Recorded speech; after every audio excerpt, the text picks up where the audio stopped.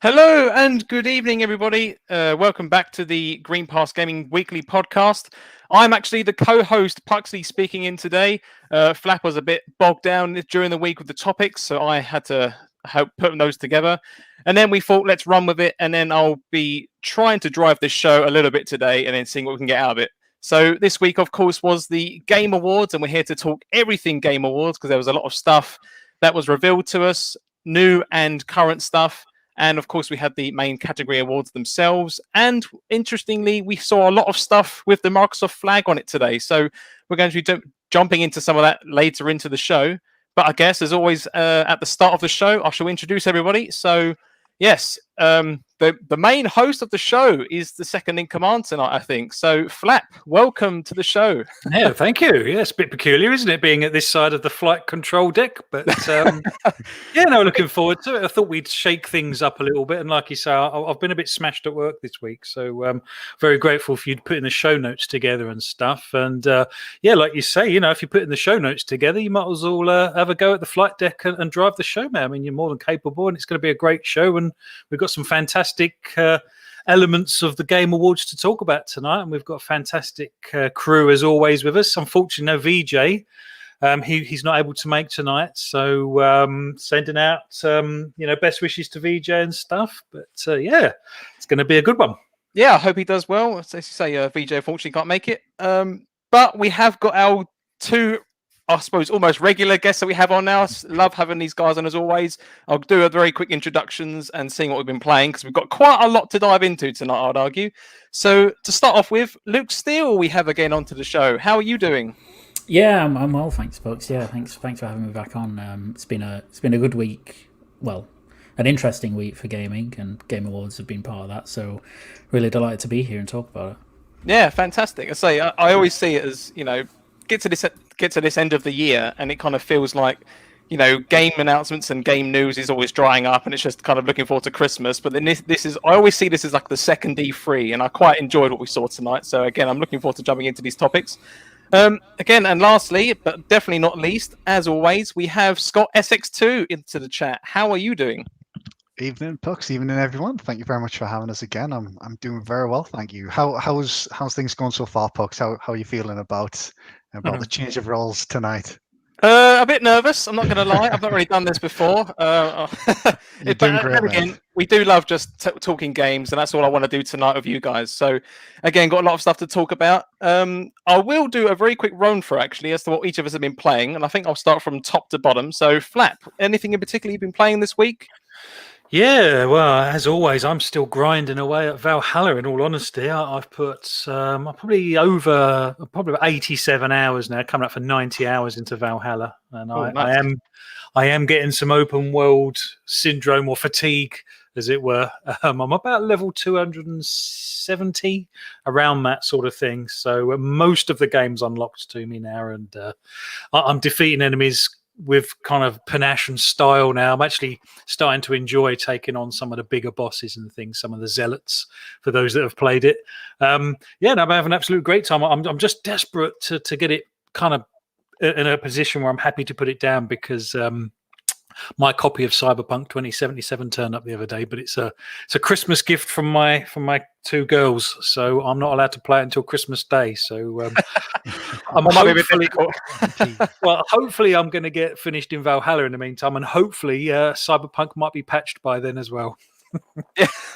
Yeah, I'm sure we've all heard the stories about it. I mean, we may touch on a bit about that tonight, but again, that's for later on.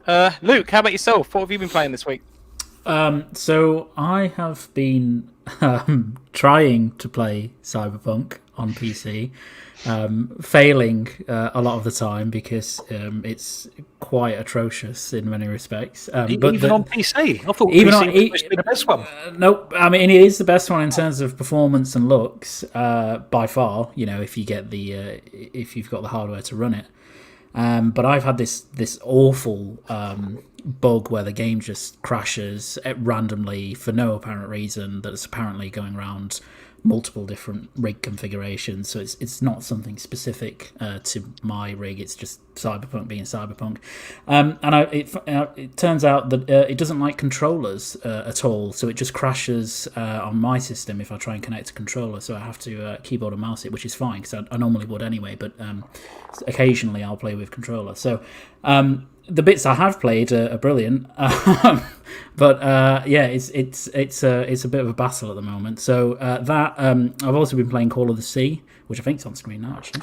Oh, I'm intrigued to know what you make of that. Oh, it was, which is really, really great actually, really enjoyable. I really like those kind of just short narrative games, and I found it quite good. I was a bit disappointed about the performance on Series X though. It's kind of a bit up and down in frame rate in some areas, which surprised me, but great game. And I've been playing Hades as well, finishing up several runs on that, which is still grabbing me. So fantastic. So I think the only one out of those that I've played recently is Call of the Sea, but I say I've been playing it on PC, but I have a 21:9 monitor, and the game I don't think is very well optimized so far to different kind of aspect ratios than the normal 16:9. So the camera feels a bit zoomed in, so I've kind of had to stop myself from playing it, unfortunately. But I've been enjoying that game as well.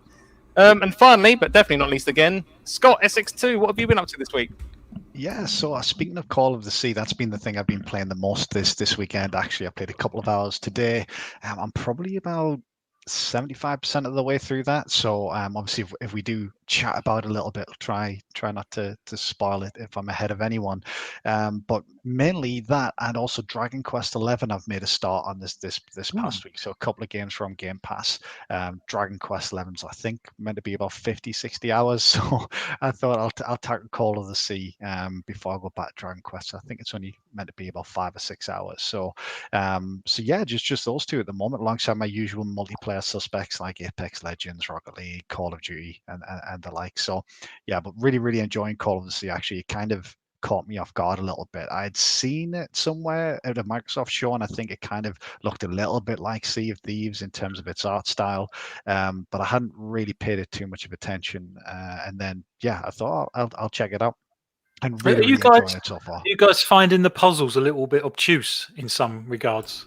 Some of them, yeah. I think there's one in chapter 2 that I did have to look up, if I'm being perfectly honest. Yeah.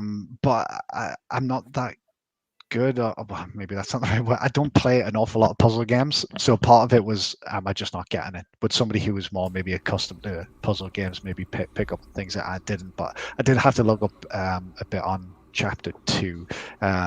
Yeah, it kind of doesn't hold your hand much, really, does it? You just kind of got to figure it out as you go. Yeah, good. Let's say I'm really, again, because of the aspect ratio issue, I've not really jumped into it too much. I'm kind of, again, Christmas Eve is when my Series X should be turning up, so I'll be diving into a lot of content then. So a lot of things on my list. And I suppose, yeah, just for myself, I've mainly been playing Ghost of Tsushima this week because I told myself I was going to try and finish it before the Series X arrived, and I definitely did that yesterday. I finished the game, and I also did most of the content anyway. So for those interested, I actually managed to platinum the game on PlayStation. So I think I've done almost everything that the game has to offer. That's how much I love the game. And I think outside of that, I just jumped into a little bit of Rocket League and a bit of Fortnite because Season 5 is going on. I don't mind those two games. And that's been me. And I think with that, we can jump straight into the Game Awards. So I think what I will do first, I'll very quickly just touch on the actual nominees themselves, because I think this is going to be a lot quicker for us to run through. And I guess my first real question to the panel, I get any real surprises on winners this time round? Game of the year, I think of no surprise, and unfortunately, again, I was rooting for Ghost of Tsushima for this. I hadn't played The Last of Us, but in every kind of aspect from what I've seen of the game, I can completely understand why it's won the awards it has, because especially from a technical standpoint, I think the game, graphically and I suppose systematically as well, it's quite phenomenal. Is anyone surprised to see the likes of The Last of Us Part 2 win? I mean, it won Game of the Year, it won Game Direction, it won Narrative, it won Audio Design. Oh, there's quite a few here. Anyone surprised about this? Do you think it deserved it as well? Is my question to the panel. I've got to be honest. I mean, I'm not speaking from a privileged position because I've not played that old Ghost of Tsushima. But from what everyone that I game with has been saying, that Ghost of Tsushima was the one that they thought was going to win and possibly should out of those particular two in lots of categories. So I was quite surprised. I know, Luke, you've played. Have you played both? Yeah, I finished both. Personally, I wasn't surprised. Kind of a little and not. I think I expected maybe Ghost to win more awards than it did. It did win a couple. And I didn't expect The Last of Us to sweep like it did. But I did expect it to win Game of the Year because for me it is Game of the Year. And it pips it over Ghost. But I feel a bit sorry for Ghost because I think actually any other year that probably would have swept a lot of things because it was excellent. So personally, I wasn't surprised to a great extent, but I can see why people maybe expected Ghost to win more. Yeah, I think from my perspective, as I was watching the awards, I think I can I can probably say with confidence that I pretty much called each one as they came. I don't think there were any real surprises, especially Last of Us Part 2 win as many as it did. I think the one surprise for me was just the fact that Ori didn't win either of the awards that it was nominated for. I think it was best art direction and best music. I was very surprised it didn't win at least one of those. I'm really disappointed, after it was snubbed for a nomination for Game of the Year in the first place, that I didn't pick up at least a single award. That was the only real surprise for me. I think the rest of them, though, I think as they came out, you could more or less call them. I don't think there were any real surprises there. Yeah, I understand what you mean there, and I do agree with that. And it does. I do sometimes think about and questioned it when I watched it. Actually, about is it really fair to pit those two types of games together? Because you've got a fantastic indie game on one side, which has obviously done all this great stuff that it can do within its resource limits, and then of course next to it you've got something like The Last of Us, where you've got teams of hundreds, highly skilled developers working on this for years and years. So I do sometimes question the legitimacy, I guess, is that the right word to use here for to pit those two kind of starkly different games against each other. But then I say that, but then if the smaller one was to win, I think we'd all be kind of nicely surprised, I guess. But I would argue that maybe then that would cause uproar within the community. I'm not too sure. It's a good point, Pucks. I don't know if we've got Indie Gamer in the chat at the moment. I know he often pops in, but I've been chatting with him recently, and one of the questions I had from, because he's doing the Indie Games awards shortly, was, is Ori an indie game? And I know Ori's getting a lot of nominations in his awards, but Ori wasn't nominated as even an indie game for the Game Awards. Obviously, with it being published by Xbox Game Studios, it's not considered an independent game. So I guess from that perspective, it could only be sort of judged alongside the likes of Last of Us and Ghost of Tsushima, unlike Hades, which was nominated for and won Best Indie. It wasn't even in the same category as Hades. Yeah, I think that's a good point as well, actually. So go on, Flap. Indie games, we had Hades, which was obviously the winner, Carrion, Fall Guys, Spelunky 2, and Spiritfarer. Yeah, so it wasn't even there. Amazing. And I think one of the nice nominees that I saw was Mobile Game of the Year being Among Us. Again, this was a 2-year-old game, which was originally made by a small team of 4 people, I believe. Going up against Call of Duty Mobile, Legends of Runeterra, which is again made by the Riot Games, and you've got Genshin Impact as well, which has obviously had headlines throughout the last few months. So I kind of found it pleasantly not surprising to see the underdog win, I guess is the right way to put it. I don't know about you guys, but I won't spend too much long on this because again we've got a lot of games and stuff to go through. But I don't know, things like content creators of the year and esports athletes and all these type of names. I mean, I voted based on the game that they were part of, but I don't watch a lot of these big esports tournaments that are on show, so I'm having a look at these, and these names mean absolutely nothing to me. Are you guys in the same boat as this when you saw it on the screens? For me, the only esport that I watch is the Overwatch League. Any of the esports stuff, I just voted for any Overwatch related team. So San Francisco Shock, I think coach was Krusty. So I recognised all of them, and maybe like one or two others from other bits, but it was literally just like, look, I play Overwatch. I watch the Overwatch League, so if there's any nominees there, I'll vote for them. And for the other ones, I just went for the game that is most interesting. So I think apart from, I think it's mainly Rocket League tournaments and esports that I watch. So if I don't see anything on that on there, which I didn't, then It was more like a blind guess for me. Flap, was you in a similar boat to that? Yeah, I was, to be honest. Yeah, I quite enjoyed the whole thing overall. To be honest, I didn't. Who stayed up and watched it all? Did I haven't I played. did. Yeah. Yeah, I did as well. Yeah. yeah, no, I stayed up. I stayed up and watched the pre-show and didn't see much of the main show. But yeah, sorry, I'm halfway through a text message. I've missed some of the question, to be honest, Buxley. I guess just to jump in, Pucks, I think maybe one of the things to look at is some of these awards were relegated to the pre-show themselves, so it kind of showed you maybe how maybe important those awards were. Obviously, they want to celebrate and incorporate esports into it, but I believe the esports ones, or at least some of them, were part of the pre-show announcements rather than the actual main show themselves, which maybe shows how they're viewed on by the game was themselves. But I'm only really someone who watches Halo esports, and I haven't watched it in a little while, so none of the names, obviously the games themselves I know, but none of the names of the teams or the players or coaches made any headway with me. The only name that stood out was Golden Boy Mendez, because he did what did he do? He did the show with The Rock. I don't know. It's called Titans or something. Did a show with The Rock, really? Yeah, he was like one of the presenters for. There's like a show called The Titans in the States, I think it is. But it's kind of like Gladiators of old for us in the UK, similar to that. And he's on that, and I think he's done some Halo stuff in the past. He's the only name out of all of them that I even remotely recognised.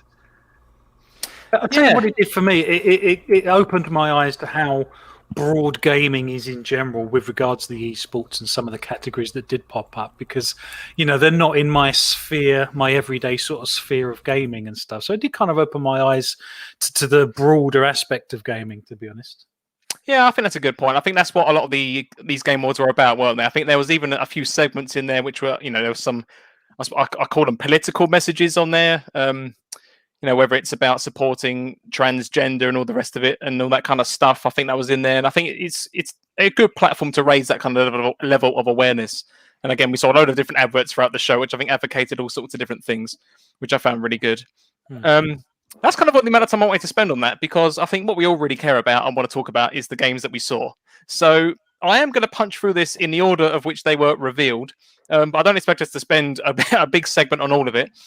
So the show opened up actually during the pre-show with Devolver Digital came out, and they announced a small title called Loop Hero, a small indie title which they announced. It's a deck building roguelike is how they announce it. But I mean, it looked okay to me. I didn't really have too much to comment on it. I'm not really too into roguelites, apart from the odd one or two titles which kind of fall into that category.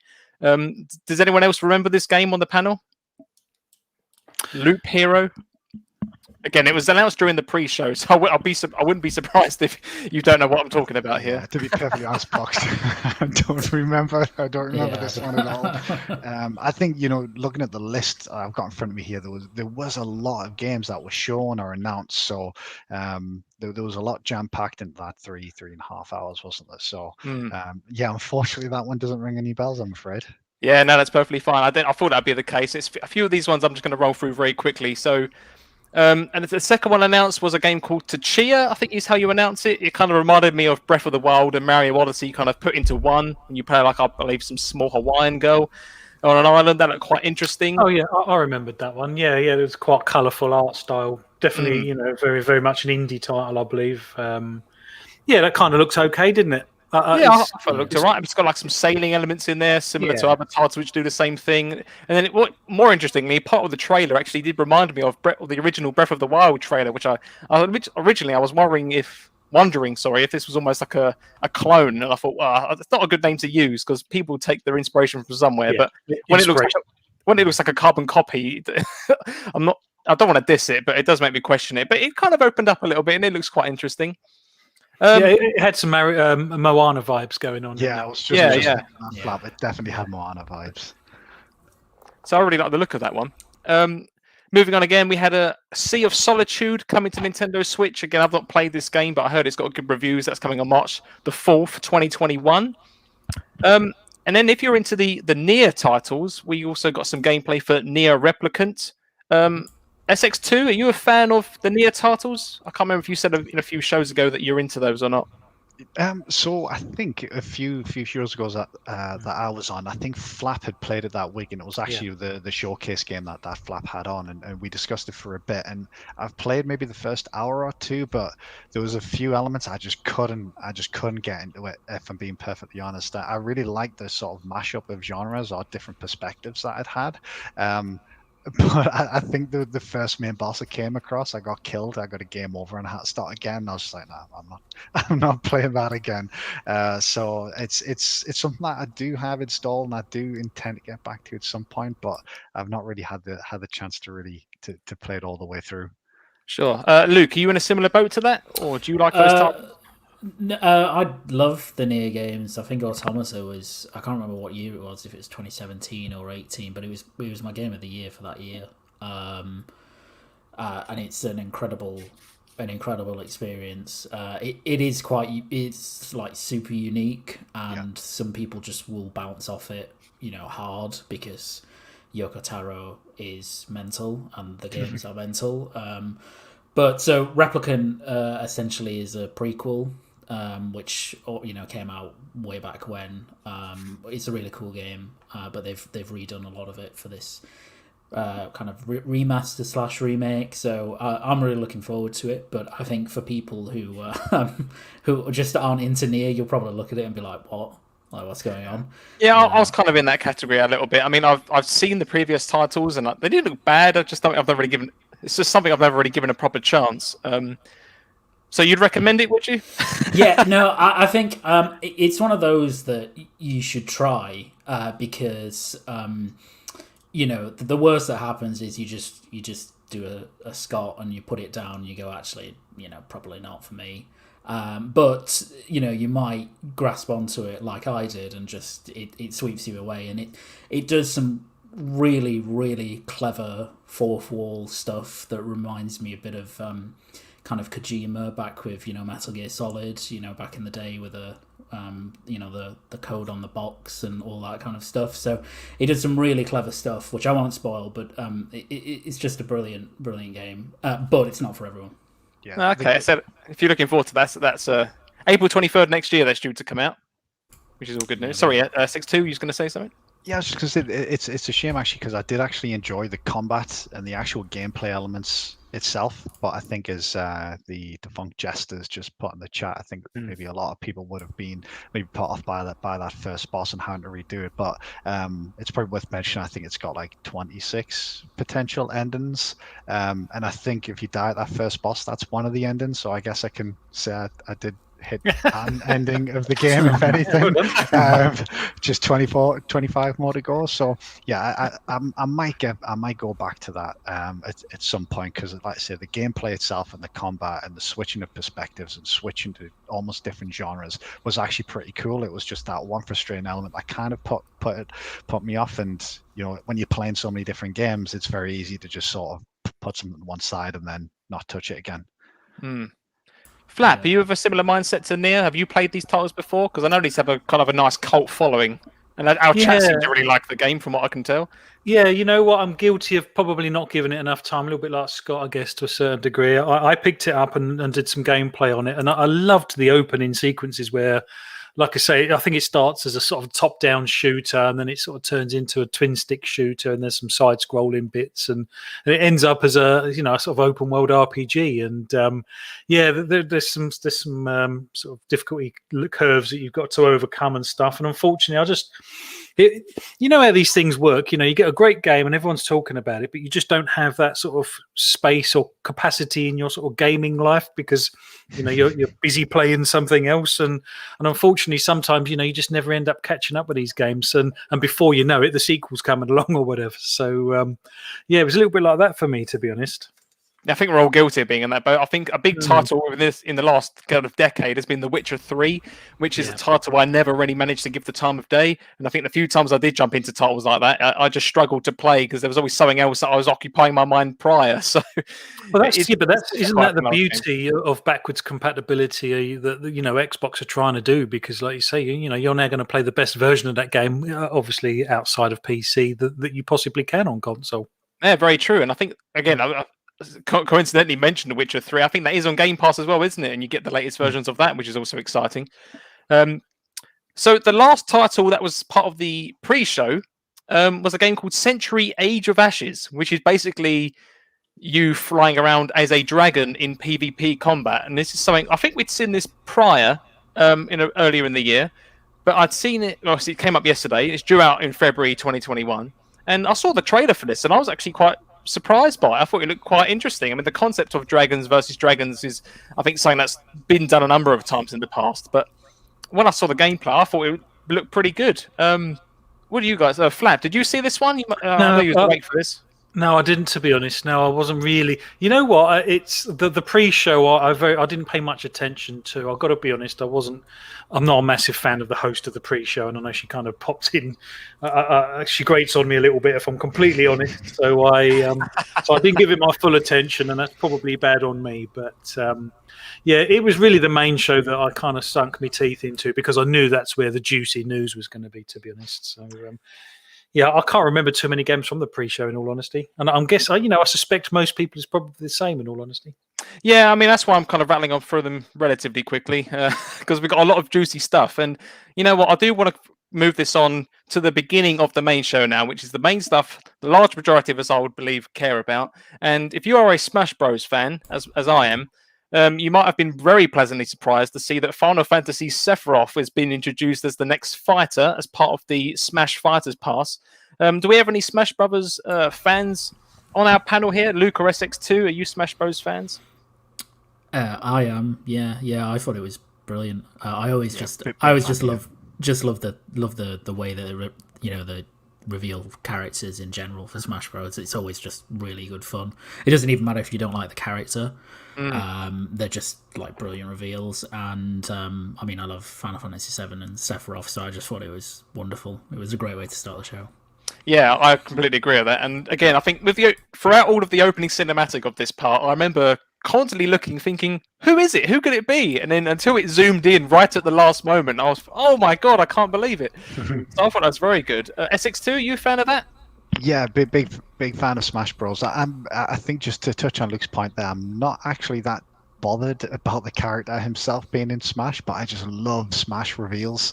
There's just something about Smash reveals that Nintendo just get absolutely spot on each time, even just down to the little things like when it looked like Sephiroth had killed Mario and then it zoomed in, he just caught him underneath his dungarees or whatever. And there's just something really good about the way Nintendo and Sakurai do Smash and Smash reveals. So yeah, although I'm not really too bothered about the character, I do love seeing that. I am still hoping that one day we'll see Chief in Smash Bros. I know a lot of people are hoping for the same thing, so I'm waiting for that day. But yeah, it was a great way to start the show, and those trailers are always great. They make you smile. They make you laugh as well. So I mean, Nintendo are usually pretty tight-lipped on how well, they want to protect their characters, and the idea of Mario potentially being stabbed by a sword is something that you never dream of seeing, is it?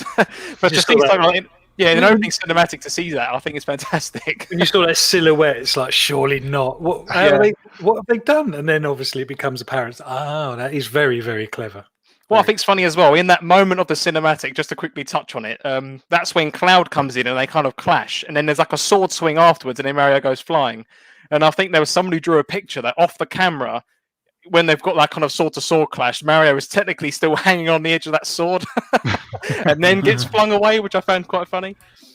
So that was the very first announcement of the night. And again, the second announcement, I think, is what we didn't expect to see quite so soon, but I think threw everyone off guard, was what the initiative are finally working on. I just thought we was going to get a bit of a tease of something, but they actually revealed a full cinematic of Perfect Dark has finally been announced as what they are working on. Flat, I'll start with you actually. What did you find of this when you saw that opening?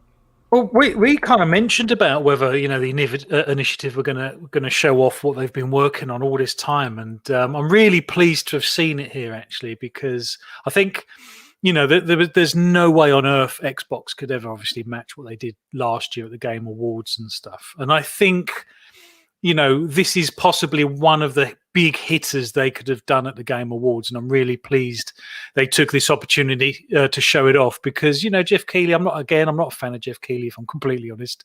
He was mentioning that all of the gaming's eyes and all of the public's eyes were on the Game Awards, and I completely agree to a large extent.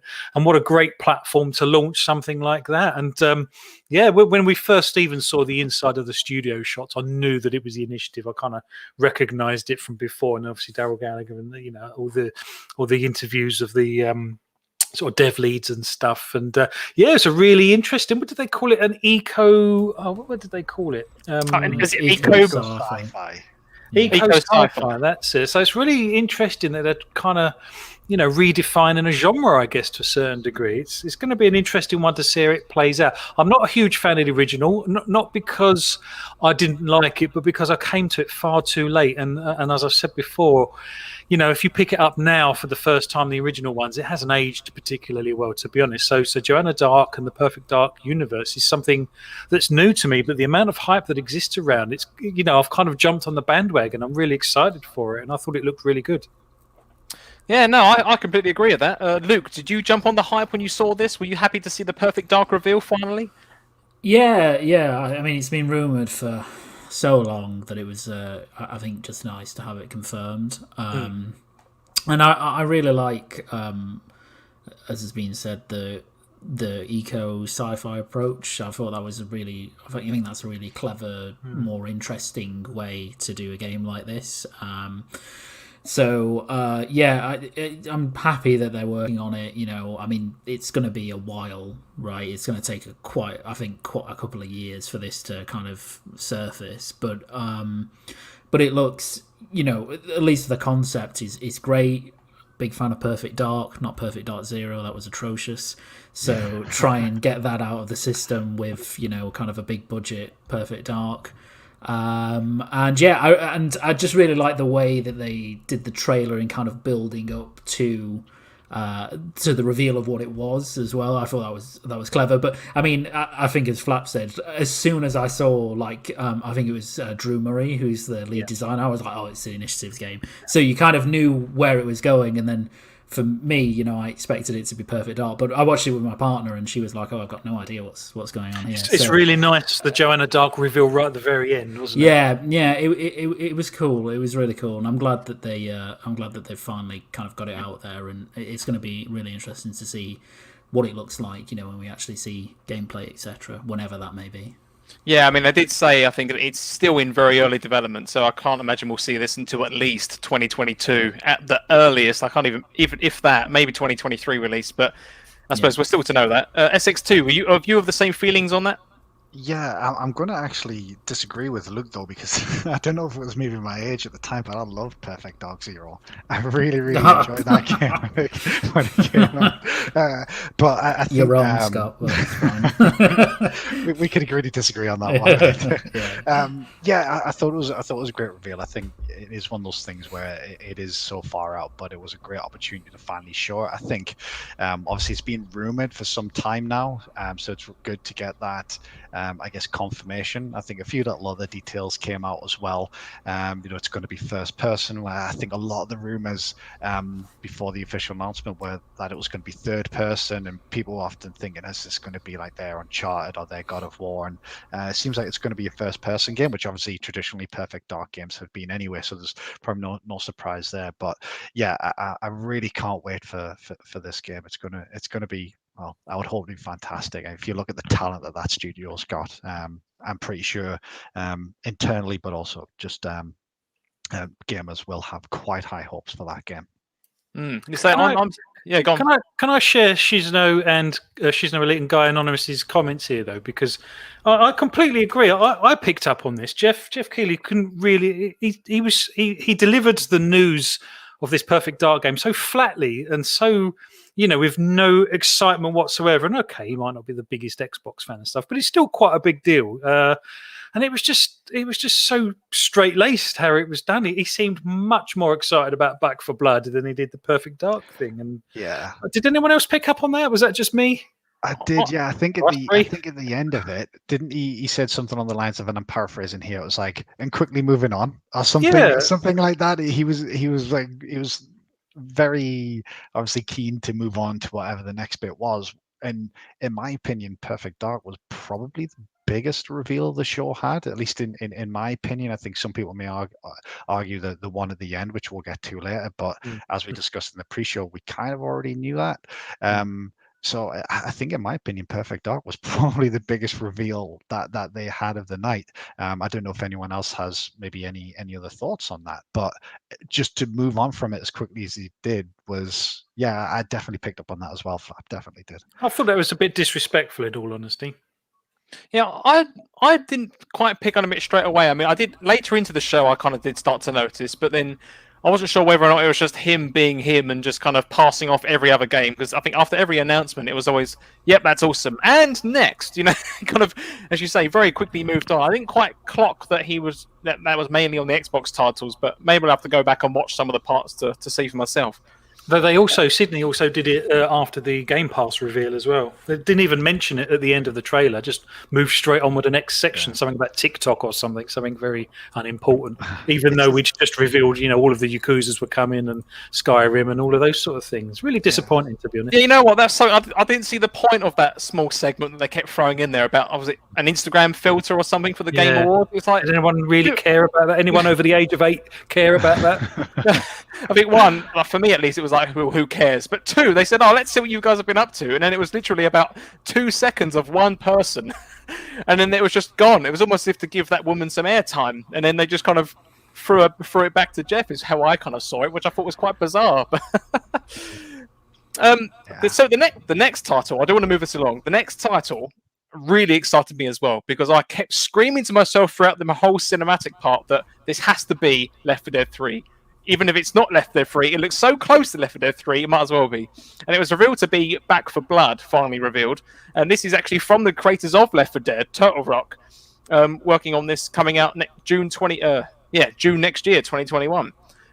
And I saw this, and I thought it was fantastic. How it's definitely got that Left 4 Dead kind of feel and vibe about it, but it's obviously got the upgraded graphics, the different monsters and stuff, and they're all bigger and scarier and everything else. And I thought it was fantastic.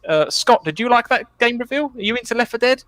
Yeah, I thought it was a really good reveal. I think the last game that Turtle Rock did, correct me if I'm wrong, I think was Evolve. Am I right in thinking that? Which I don't think maybe hit quite as well as obviously they would have liked. Certainly not as well as Left 4 Dead. I didn't quite get into Evolve, but certainly played the Left 4 Dead games, and yeah, I thought it was a great reveal. It's one of those games where I'm excited to play it, but I am a little bit apprehensive about that style of game and how well it'll do in this day and age. We've had maybe similar games in the past since Left 4 Dead that maybe haven't been quite as successful as they would have liked. So yeah, I'm really excited for it. I'm really looking forward to it. It's going to be great to play it on next gen consoles as well. But probably just a little bit nervous about is it going to go down the Evolve route or the Left 4 Dead route in the end? Yeah, no, that's a good point. I mean, I equally didn't play Evolve, but I don't remember. I remember hearing a bit of it, and then it kind of faded away into the nether regions of everyone's bucket list, I guess, or download list. But no, I saw Back for Blood. I really hope it does take off as well as what Left 4 Dead did. Luke, is this something that you're also looking forward to? Do you like Left 4 Dead?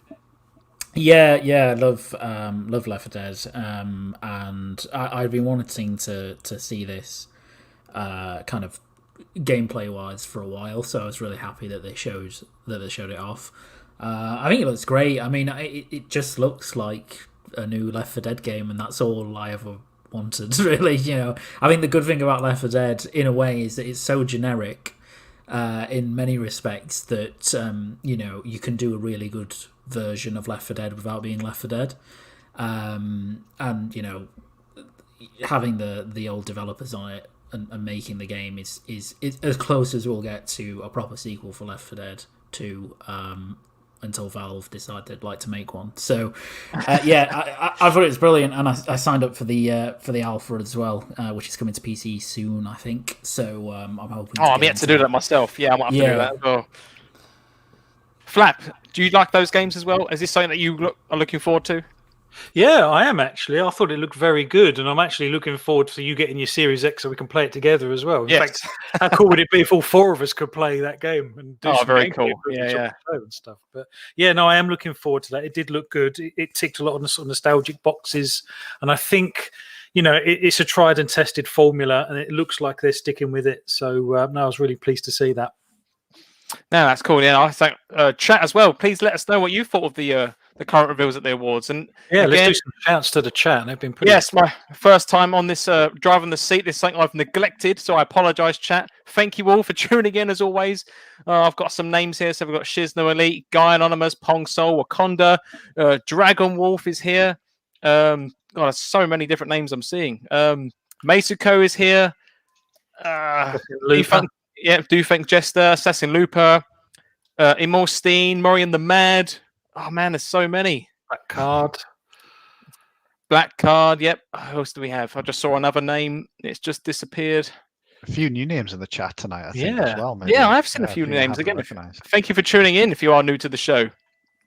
It's all great to have you here. Hope you're enjoying the content so far. We've seemed to have lost Luke, unfortunately. I don't know where he's gone. Hopefully he'll be back very soon. But I will move on, though. So I'm not going to spend too much time on every single title because I think we'll be here for hours and hours. But the next one, as announced, was a game called Hood, Outlaws and Legends. Now, this isn't new. We have seen this before, but we kind of got a bit more of a cinematic gameplay trailer and a release date for May the 7th next year. And I remember when I saw this the first time round, this reminded me, I originally always thought it was like some sort of weird Assassin's Creed spin-off, just a multiplayer version. But of course, it's a new game called Hood, Outlaws and Legends. I quite like the look of this, actually. It definitely gives me Assassin's Creed vibes, but again, just almost like a multiplayer version of it.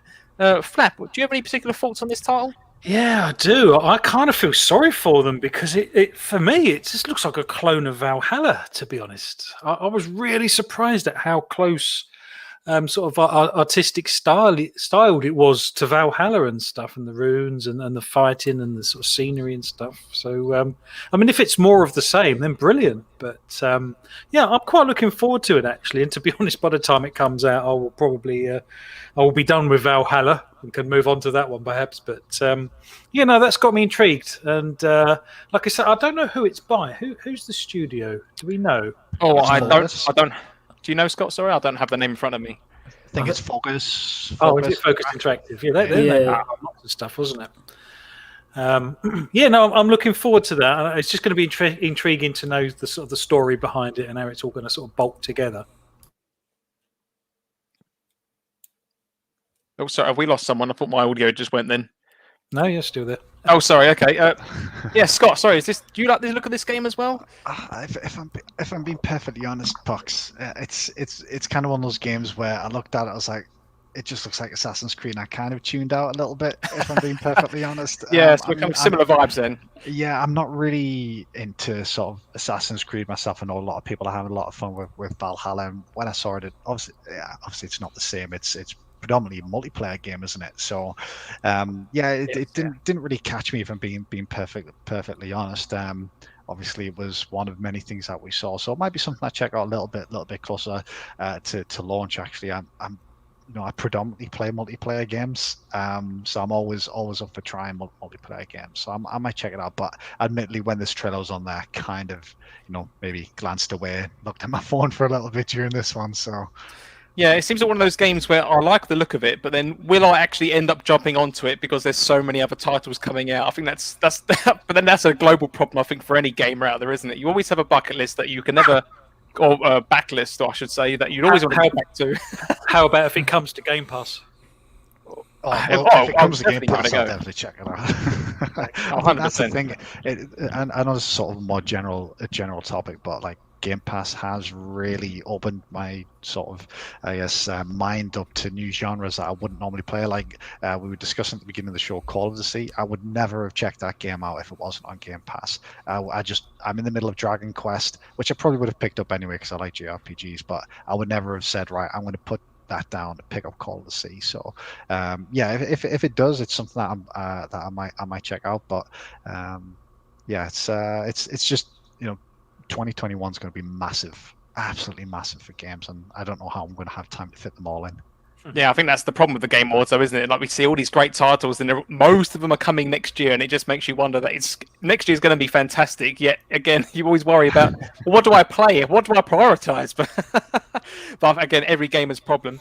I will quickly move on, actually. So the next one was a game called Scavengers, and how there's opens a closed beta. I think that's coming to play. So this is a free-to-play shooter, which, if I'm honest, I see a lot of these free-to-play shooters around now, and I kind of get bored of seeing them, if I'm perfectly honest. They don't really appeal to me too much, because they're almost trying to be carbon copies of each other with a small mechanic change, and almost try to sell that is how I usually see them. So I kind of struggle to get into these. Luke, are you into these kind of free-to-play loot shooters? Not really, no. Like it kind of looked quite interesting, but I can't really remember a great deal about it, which I think speaks to the game itself. Yeah, exactly. It's not particularly memorable. Again, it might be something that I'd try if I didn't have anything else on, but just nothing that particularly appealed to me. I suppose the problem there is that there's usually always something else to play, isn't there? So... Exactly. Yes, yeah, exactly. Next little announcement we saw, which I thought was quite cool actually, was a Forza and Cyberpunk crossover, where you got the Cyberpunk vehicle into the Forza game, and that was December 11th, so 2 days ago. I've not had a chance to jump in and play it yet. Have you guys seen this new vehicle? I thought that was quite a cool little crossover to have. Yeah, I did. I've not downloaded it yet, but no, I thought that was a cool little thing, and obviously a little nod to Microsoft marketing rights with Cyberpunk, I'm guessing. Yeah, exactly. Yeah, I don't know if how fast the car is and stuff like that. I don't know how well it performs, or if it's just based on a different vehicle. But no, I thought that was a nice little crossover, and it's a bit of a theme, isn't it? We've seen lots of crossovers, and we'll obviously be coming to the Fortnite thing a little bit later on, and even the Smash, Bros and stuff. So yeah, there's lots of crossovers in games, and I quite like that. Yeah, again, I think Forza did a Halo. I mean, obviously they own both franchises, or they're under the same Microsoft banner. But I thought it was cool seeing the Halo one. But now seeing something with Cyberpunk, which is obviously external to them, I thought was fantastic.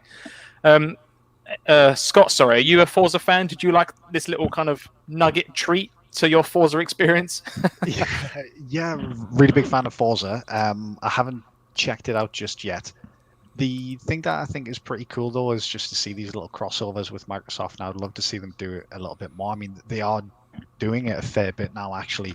If you look at the amount of stuff they've put in things like Sea of Thieves, you can get like State of Decay, Ori, Gears, Sales, and things like that. And now they're bringing other games into Forza. Obviously, we'll touch on Master Chief and Fortnite a bit later. So I'll definitely check it out. You've got to do an event, I think, to unlock the car, and it looks pretty damn good. I must say from what I've seen.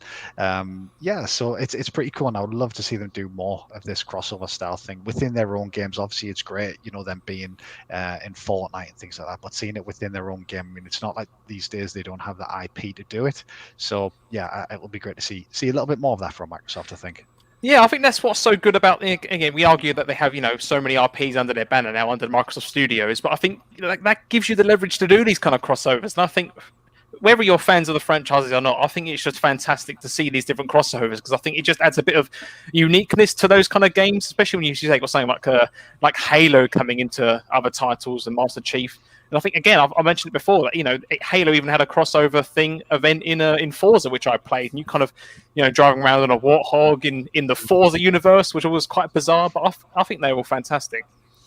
So the next title, actually, I thought was really cool. It was only a teaser, but this was the Dead Space creator, Glenn Schofield, and he actually used the same words he used for Dead Space as he did for this project, in that he wanted to go out there and make the scariest, most terrifying game he could, and that was the same words that he used for the original Dead Space and beyond. And now he's done it with this. Again, we saw a sneak peek of what was called the Callisto Protocol. That's due to launch in 2022 for next gen or current gen now consoles. And again, I haven't played every horror game out there, but I do like a good horror game. And I've not actually played Dead Space. I've said this before. I'm very guilty of it. It's on Game Pass in the EA Play, so I promise you, chat, once I've got my Series X, I'm going to be jumping onto those games. But Luke, are you a horror game fan? Is this something that excited you? Yeah, this is probably my favorite announcement of the show, actually, for a couple of reasons. But so, Dead Space 1 and 2, not so much 3, but it's still a good game, are, probably two of the best survival horror games ever made. And Glenn Schofield, who is the studio head of the studio that's making this, I think they're called Striking Distance Studio or something like that.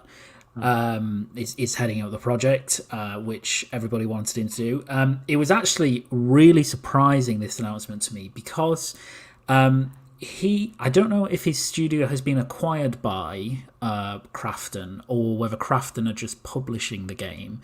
But Krafton used to be known as Bluehole, so they are the PUBG owners, essentially. And before that announcement at the Game Awards, everybody thought that, well, because Striking Distance had said that they were working on a game set in the PUBG universe. So people were kind of like, oh, well, Glenn Schofield making a PUBG-related game, like, who cares? We all want him to make, a Dead Space type game. And apparently, from what I've read, this game is set in the PUBG universe. Really tenuously, however, and I'll be interested to see how it actually fits in. But I read an interview with Glenn Schofield that basically said, he was talking about it, and he said the idea is that the Krafton just say, you can make whatever game you want, and we'll just tie it in some tenuous way to the PUBG universe. Like, that's the only condition. So he wanted to make this game, which I absolutely cannot wait for. I think the studio's over 100 people. It's apparently really impressive visually already. So it's a big AAA production, and it's as close as you'll get to a new Dead Space game. So I really can't wait for this. Scott, have you have the same thoughts? Do you like a good horror game? I think just to echo what Luke said there, I think the trailer and announcement was fantastic. I've read the same thing about it being in the PUBG universe, and I thought the article was trolling us when I first read it, to be perfectly honest. I didn't even know PUBG had a universe, if I'm being honest. Like, and obviously Fortnite's got this overarching story that they're sort of branching into. I didn't realize PUBG was the same, but I thought it was a fantastic trailer. I'm not normally into sort of my horror games. I am guilty like yourself, Pucks. I'm ashamed to say that I haven't played all of the Dead Space games. I've played the first one, but I thought this was a great trailer. I'm actually looking forward to seeing a little bit more. But I think maybe they said 2022. I think for this, so it's a little while off. Yes, it is. Yeah, it was good to. It was still good to see it, and I know a lot of Dead Space fans are going to be really, really happy to see this game. Oh, definitely. Flap, are you also guilty, like some of us, of not playing Dead Space, or are you still looking forward to this title regardless? Oh, very much looking forward to this title. And you know what? There's some trailers that you watch and you sit back and you think, oh, that looks interesting. That's kind of cool. That's on my radar. And there's other trailers where you think, it will be for someone, but it's not for me. And then there's other trailers you just want to see more and more of it. I could have sat there and watched 15 minutes of that trailer and just what happens and what it's going to be like and stuff. It really was a great slice or a teaser of what the game is potentially going to be. And I can just imagine me sat here in my apartment with all the lights off and my headphones on, playing that with shivers running down my spine anytime I can hear a sound behind me. Brown rubber safety pants on. I think electricated ones, yeah. I think what they really nailed with that trailer was the atmosphere. Like, you got that kind of really sense of dread, and like, as well, it was aesthetically really distinctive as a Dead Space type game straight away. The kind of prisoner with the thing on the back of his neck, a lot like Isaac in Dead Space, and then the kind of the moon of Jupiter, visuals as well. It was all really, really well done. So I can't wait. Yeah, definitely. And then that also then followed on to, we actually got some gameplay after that for Warhammer 4000 Darktide. So I mean, I'm not a Warhammer fan in that I don't play the game or anything, but I definitely like the figurines and the universe and stuff. And I found a game. It's a 4-player co-op game, which I thought was quite interesting, and it almost looks like a weird, like, Elder Scrolls and a bit of co-op thrown in of that type of genre. And I thought it looked quite interesting. Flap, did you like the look of this game? Are you a Warhammer fan? Do you remember we first saw this? I can't remember which. It was an Xbox showcase. It was the May or June one. Which one? I think it was the May or July one, wasn't it? July. July. Yeah. July one. The good And one. I remember us seeing it then and thinking, oh, that that kind of my ears were pricked up at that point, and it was on my radar. And having seen it the other day, it really was like, oh, I like this first-person shooter. That's my bag. Bit of first-person melee, co-op. This is ticking all the boxes that I normally like in games. So it's very much on my radar, and I really liked what I saw, to be honest. And a bit like you, I'm completely new to Warhammer 40,000. It's not anything that's I've ever really dabbled in before, in all honesty, but this game I thought looked bloody brilliant. And I don't know, I think it's an Xbox exclusive, isn't it? Or an Xbox console exclusive. I believe so, but don't quote me on that. I think it's definitely coming to PC and Xbox. Yeah, I tell you what, they were playing some really strange games with these little bloody logos at the end of these trailers, because sometimes you'd see an Xbox one, sometimes you'd see a PlayStation one, and sometimes let me give you an example. I can't remember when there was a game that popped up with I think it was Disco Elysium. Yeah, popped up with the PlayStation 5 logo at the end. And I'm thinking, that's a shame. I'd like to see it on Xbox. It's coming to Xbox. You just have to do a little bit of digging to find out that it's coming to Xbox and stuff. And the other symbol that I saw a hell of a lot more than I ever thought I was going to was bloody Stadia. Had their hands on lots of these games. Did anyone else notice that? Yeah, I did notice a bit of that. Yeah, sorry, go on, Scott. I was going to say I didn't pick up on that actually. If I'm being perfectly honest, there's quite a few Stadia games by the looks of it. You know what? I don't know about anyone else. Let me know if you have, but I've actually had a go at Stadia with a month free trial, just to kind of see what it was all about and if it's any good. And if I'm perfectly honest, the experience I've had of it has been fantastic. I've had no hitches, no lag or anything. I've had quite a good time playing some. There's a load of games on that you can claim if you have this month of Stadia Pro. And you can just jump into all these different titles, and some of them are Stadia exclusive as well, which I find a bit of a strange choice from a developer standpoint. But there you go. But no, I've actually had quite a good experience of it, and I think if Microsoft's xCloud or Xbox Cloud Gaming Service, once that reaches consoles and PC, is anything like it, I think cloud is going to show and really highlight its potential. I think for the future, and I think it's going to be exciting. I think moving forward in that regard. Anyone else? Have you tried Stadia at all, like trial or otherwise, in the chat? Luke has, hasn't he? Luke, have you tried Stadia? Yeah, I tried it. Yeah, it was. I think I'd agree. As far as an experience goes, it was quite good. Actually, it works quite well. It's a bit ahead of xCloud at the moment because of the resolution support, etc. So it's nice in a way. I would just never choose. I mean, as soon as xCloud gets up to higher resolutions, etc., I mean, it's just dead in the water to me, to be honest. But I don't think anyone's ever doubted the technology. I think everyone who's played it has been very complimentary towards the actual tech itself. The latency for that, and my experience sort of matches this. People have been very sort of positive about it. I think obviously a lot of the negativity towards Stadia has been around the business model, and I think that's something that obviously Game Pass already kind of has nailed a little bit, but I think Amazon's Luna service is very similar to Game Pass in terms of it's a subscription. You get games included in that, and I think that's where Stadia falls down a bit. But at least in my experience, the technology was great. I think the first game I played on it was. Was it Thumper or Hyperlight Drifter? One of the two. I know the one you're talking about. Yeah. Which is a rhythm game, which you wouldn't expect that to do too well if there was. That's Thumper. Yeah. Thumper.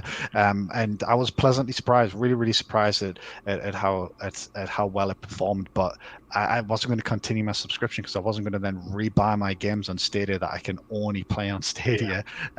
So I've got no interest really of going back. But it was a good demonstration of the tech itself, and it does make me excited for, as Luke mentioned, when xCloud has the better hardware, and also I'll probably check out Luna as well when that eventually comes to the UK, because I'll be curious to see how that lives up, especially with a seemingly better business model behind it. Well, did anyone else notice that a lot of the games were streamed on GeForce Now as well? Yeah, that popped up. Jeff mentioned that a number of times, didn't he? Mate? Yeah, you can play these now on GeForce Now, and I've never tried GeForce Now. I know there's the Nvidia Shield devices, which you can use that on, but I've not used it myself. Scott or Luke, have you used GeForce Now, or do you know anyone that's used it? I don't really know if it's any good or not. I'd assume it's probably like Stadia. I'd argue. I've got a Nvidia Shield, and I see GeForce Now pop up on that quite a lot, but I've never tried it myself. It works a little different, and essentially, if I remember correctly, you kind of it's almost like a virtual PC, and you sort of log into your existing accounts like Steam, and Epic, and then you can access the games you already own through Nvidia GeForce Now. But I think part of the problem is licensing for them has been a little tricky, and a lot of publishers and developers have actually taken their games off that service, even though you already own them. So I think, it's kind of a completely different business model, because I think you're kind of just basically renting a high-end virtual PC, if my understanding of it's correct, but I've not actually used it myself. Oh, okay, no, fair enough. But it definitely shows its potential, doesn't it? Especially seeing Stadia on all of these different announcements. But let's move on to some of the other announcements that we did see. We've got quite a lot more to go through here yet to talk about, which is quite exciting. Next one was actually the world premiere of a narrative-driven experience. It was called Open Roads, but it was almost like kind of the 2D hand-painted characters, but it was almost like a 3D environment, and you kind of just saw them going around. It's got some, I can't remember the names. I think it's got some famous people that are doing the voice acting for this one, and I thought that quite interesting. Again, we've also spoken about Disco Elysium, the final cut, only coming to PlayStation, but no, it's not. It's actually coming to Xbox, other platforms as well, so that's also good to come to, and that's releasing on consoles in 2021 as well. But then we also got a sneak peek of the new Dragon Age, or Dragon Age 4. During the actual cinematic, I think it was just called Dragon Age, if I remember correctly. Yeah. Again, among other people, I've been very guilty to say that it's a game that I just could not get myself into. I've played it, I've tried it, but it just wasn't quite my cup of tea, if I'm perfectly honest. But Flap, do you like the Dragon Age games? Was this something that really piques your interest? You know what? I played the last one. I can't remember what the last one's called. Inquisition? Inquisition, that's it. Yeah, I played that. It took me a couple of goes to get into it, but once I did, it was really good. I really enjoyed the story, so I was really pleased to see this, actually. So, that was a little bit of a surprise for me. I hadn't even thought about, the next Dragon Age, if I'm completely honest. And obviously, because that's by BioWare, isn't it? So, yes. They've got some busy times coming up as well, by the sounds of things. They've got a lot of things cooking, haven't they? Yeah. So I just hope that the quality of all of the games that they're pumping out doesn't sort of suffer because of that. I just hope they've got lots of studios working on these games concurrently. But I was really surprised and pleased to see that. I suppose that's almost the benefit of, if you're a big studio and you've got a big kind of conglomerate and you've got studios in different locations, I guess that probably helps, doesn't it? But then I do wonder how that, as you say, that works with resources being shared and stuff. But definitely one to look forward to. Luke, are you into Dragon Age? Is this something that piques your interest? So big fan of the series. The teaser was a bit boring, if I'm being honest, and I'm kind of at the point where I'm really sick of BioWare teasing games at the moment, mainly because, one, they're a long way away, right? Relatively speaking. Yeah, I mean, Dragon Age is a couple of years. Mass Effect's probably going to be further than that.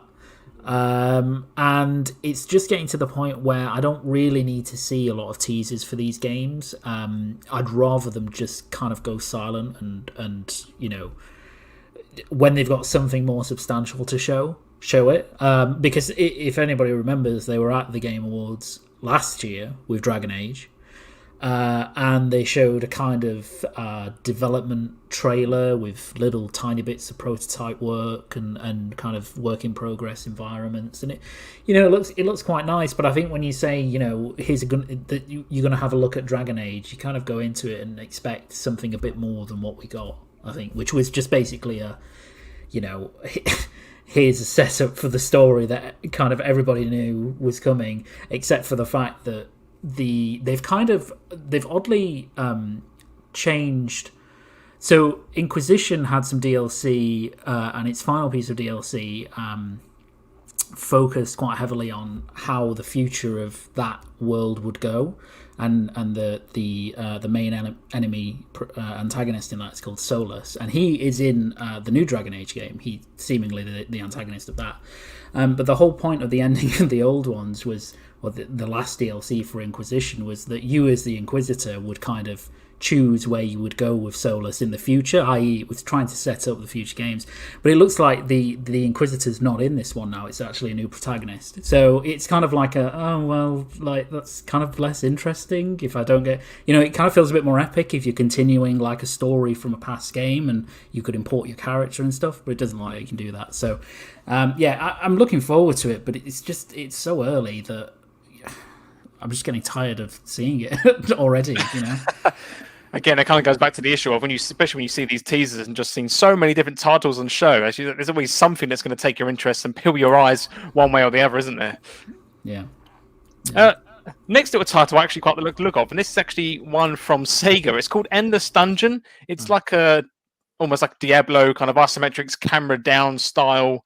It's an Endless Dungeon. It's a roguelite tactical shooter. This is quite cool. Look, a little co-op game coming to consoles and PC. The next big title that we did see after this, and it got really bummed because of the fact that this is a title being developed by a company from South Korea. And it's always obviously nice to see developers that aren't necessarily from the Western region, someone like South Korea we don't really hear a lot about.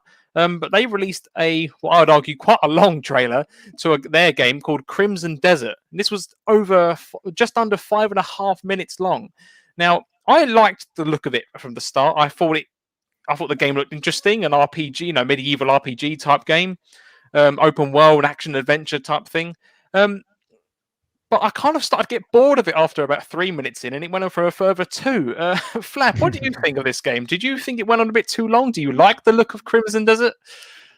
That's a fair point, to be honest. I didn't feel that. I didn't feel that it went on too long because I was taken in by how beautiful the game looked. I thought the graphics at some point looked kind of photorealistic at some point. I mean, I'm guessing that's on a top end or high end PC, and unless you've got one of those high end PCs, it's not going to look quite like that by the time you get it. But I was really impressed with how pretty it looked at the very least, and kind of reminded me of a cross between sort of Valhalla and Skyrim, really. And to be honest, both of those games are my kind of bag. So I was kind of pleased to see it, and it was also quite nice to see different aspects of it, because a little bit like Luke was saying, the entire show was a little bit dry in certain points with regards gameplay and stuff, because there was quite a few CG trailers. So it was quite nice to see some gameplay. But like you say, perhaps on reflection, perhaps it did go on a little bit too long. I'm surprised it got as much as excitement out of Jeff that it did. He seemed to really sort of push this one. Perhaps they paid a little bit more than everyone else. I don't know. But do you reckon that might also be because of the fact that it is from an Asian company? Again, South Korea. You don't really hear about South Korean developers, and obviously now they're on what I would argue is the big stage. Do you reckon do you reckon that's part of it, like a marketing push for an Asian studio? I don't know. That's a good question. I don't know. I guess you might think it's an even playing field, but actually, if you want to promote sort of a game coming from a region that traditionally doesn't have many games coming from it, then perhaps you might push that a little harder. It's interesting to see, really. Like I say, it's interesting to see what's going to happen to it graphically. It looked quite nice graphically. I wasn't blown away by it. It's actually a pseudo sequel to a game called Black Desert Online, and so it's an MMO specifically. It looked okay. It was kind of rough. The animations in particular were really rough, which is fine. Because it doesn't come out, I think, until the end of 2021 earliest. I just, in a world of lots of RPGs coming out, all the time, different scales, MMOs really have to do something to kind of get me in, and that just didn't. But it'll have a good character creator if it's like Black Desert Online, because I had an amazing one. So I guess that's the biggest thing that I'd look forward to about it. But I think I'd have to see a lot more of the kind of the grind of the MMO element of it. Yeah, what you said about character creation there is a really good point. I mean, me personally, especially if it's a simple character creator, I'm not too fussed about it. I might just tweak a few basic settings here and there, but I'd rather just get into the game. But I know people absolutely love character creation, and I know Cyberpunk is obviously a good example of a game which will let you do literally anything, if the images are anything to go by. If it works, yeah. Yeah, yeah, good point. Next, we saw like a little skip between after that reveal, was a little skip between Jeff and the Swedish chef from the Muppets, which I thought was a bit cringe, but a bit funny, I guess, at times. But yeah, the Swedish chef from the Muppets is coming to Overcooked, which I thought was quite a cool little thing. Again, maybe a skit that went on a bit too long, I think, but I didn't think it was too bad. And then the next game actually that was shown was an indie title coming to PlayStation 5. And it's called Seasons. And this was a woman that was on a bicycle, and it's almost like a cel-shaded world, and almost discovering what the world is, I think was the point of the game. It was quite abstract in its messaging, but it really intrigued me, and I thought, oh man, it's coming to PlayStation 5 and nothing else from what I could tell, from what I remember seeing. Luke, do you remember this title? Yeah, I thought it looked fantastic. Definitely. It's such an incredible art style, kind of really atmospheric as well. It just looked super like the kind of game that I'm super into. So it kind of immediately was like, oh, I'm digging this. So it'll be interesting to see, how it plays and stuff like that, right? Because it's quite abstract in a lot of ways, I think. Yeah. But yeah, in terms of aesthetically, conceptually, it looks brilliant. I'd expect it would be one of those that's probably a timed exclusive of PS5, and it'll probably hit other platforms in due course. But I think for stuff like that, they especially indie games, they tend not to be locked for too long. But maybe not.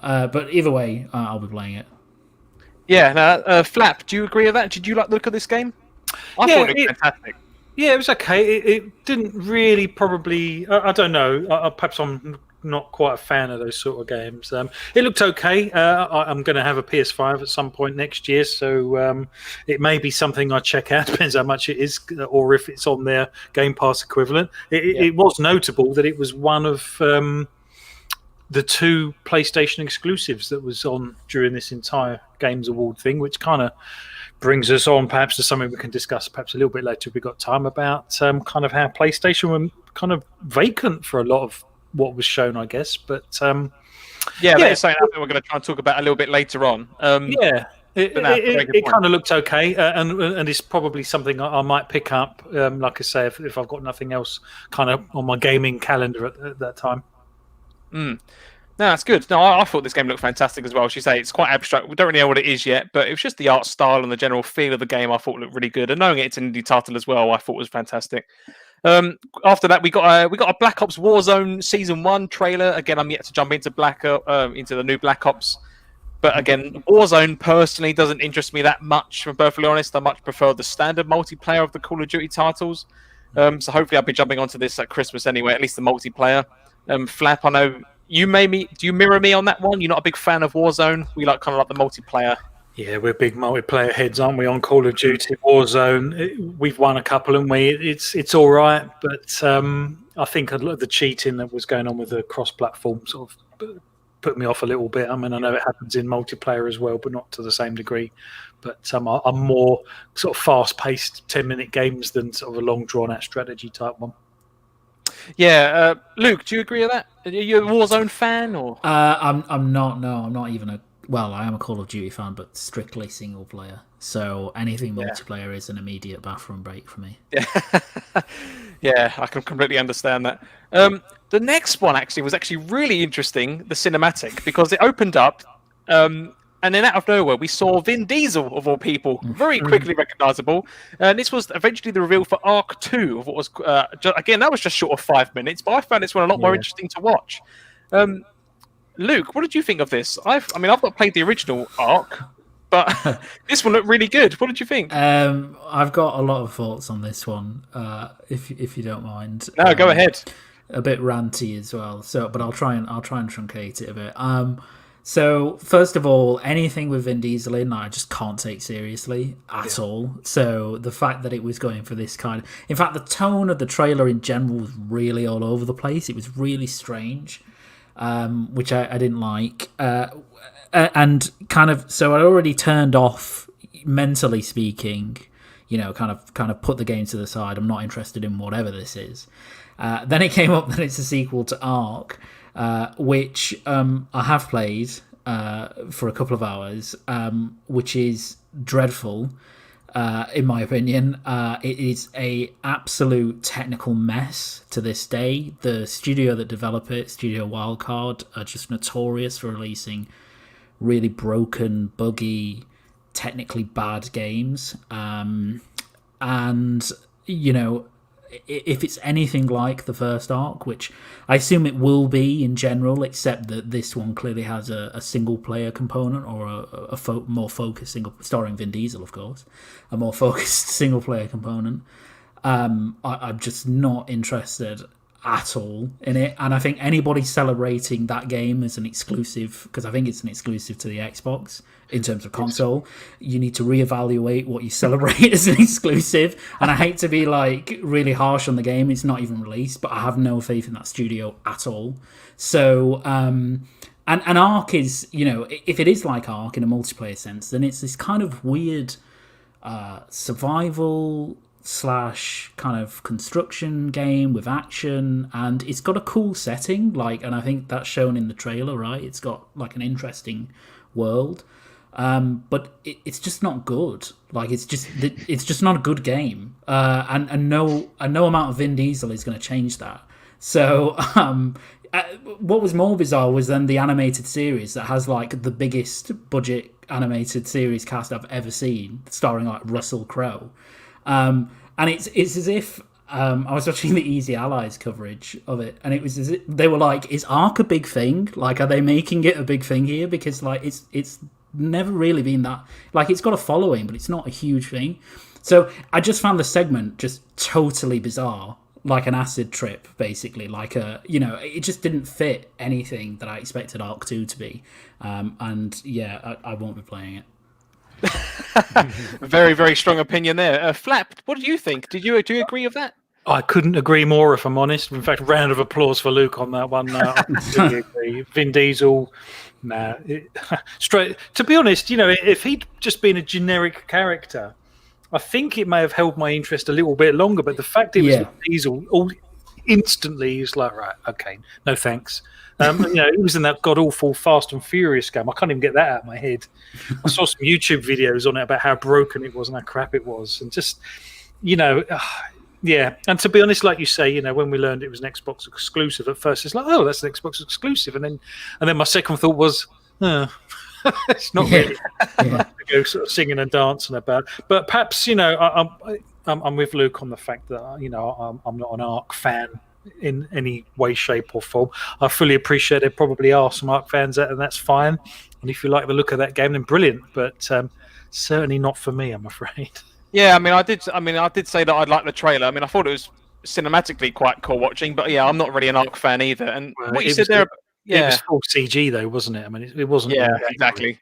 And as Luke was just saying as well, they even announced an animated series of it with, again, some really big names like Russell Crowe. I think David Tennant was on there. Is it Elliot Page now is the name? Quite a few big names are part of this series, which, is it really series worthy? Well, maybe it is. It must be, because they're making one. But it's definitely interesting. Scott, do you like the Ark games? We've got some strong opinions against it here, I'd argue. What are your thoughts on this? Yeah, Did you like seeing Vin Diesel? I'm going to disagree with Luke for the second time tonight and say I think that Ark's a fantastic game and Vin Diesel's a No, I'm joking. It was really was the low point of the show. Thank God for that. Yeah, I think if you compare, sorry, before I had some computer problems. If you compare Crimson Desert, I know you were discussing that and how it was a rather long trailer, but that trailer I was engaged the full time. It didn't feel like 5 minutes, but this Ark trailer was just, it went on and on, and I was just like, is it never going to end?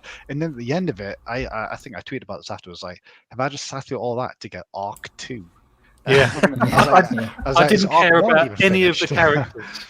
I didn't have 1 ounce of care for any of the characters. If they'd all been eaten, good.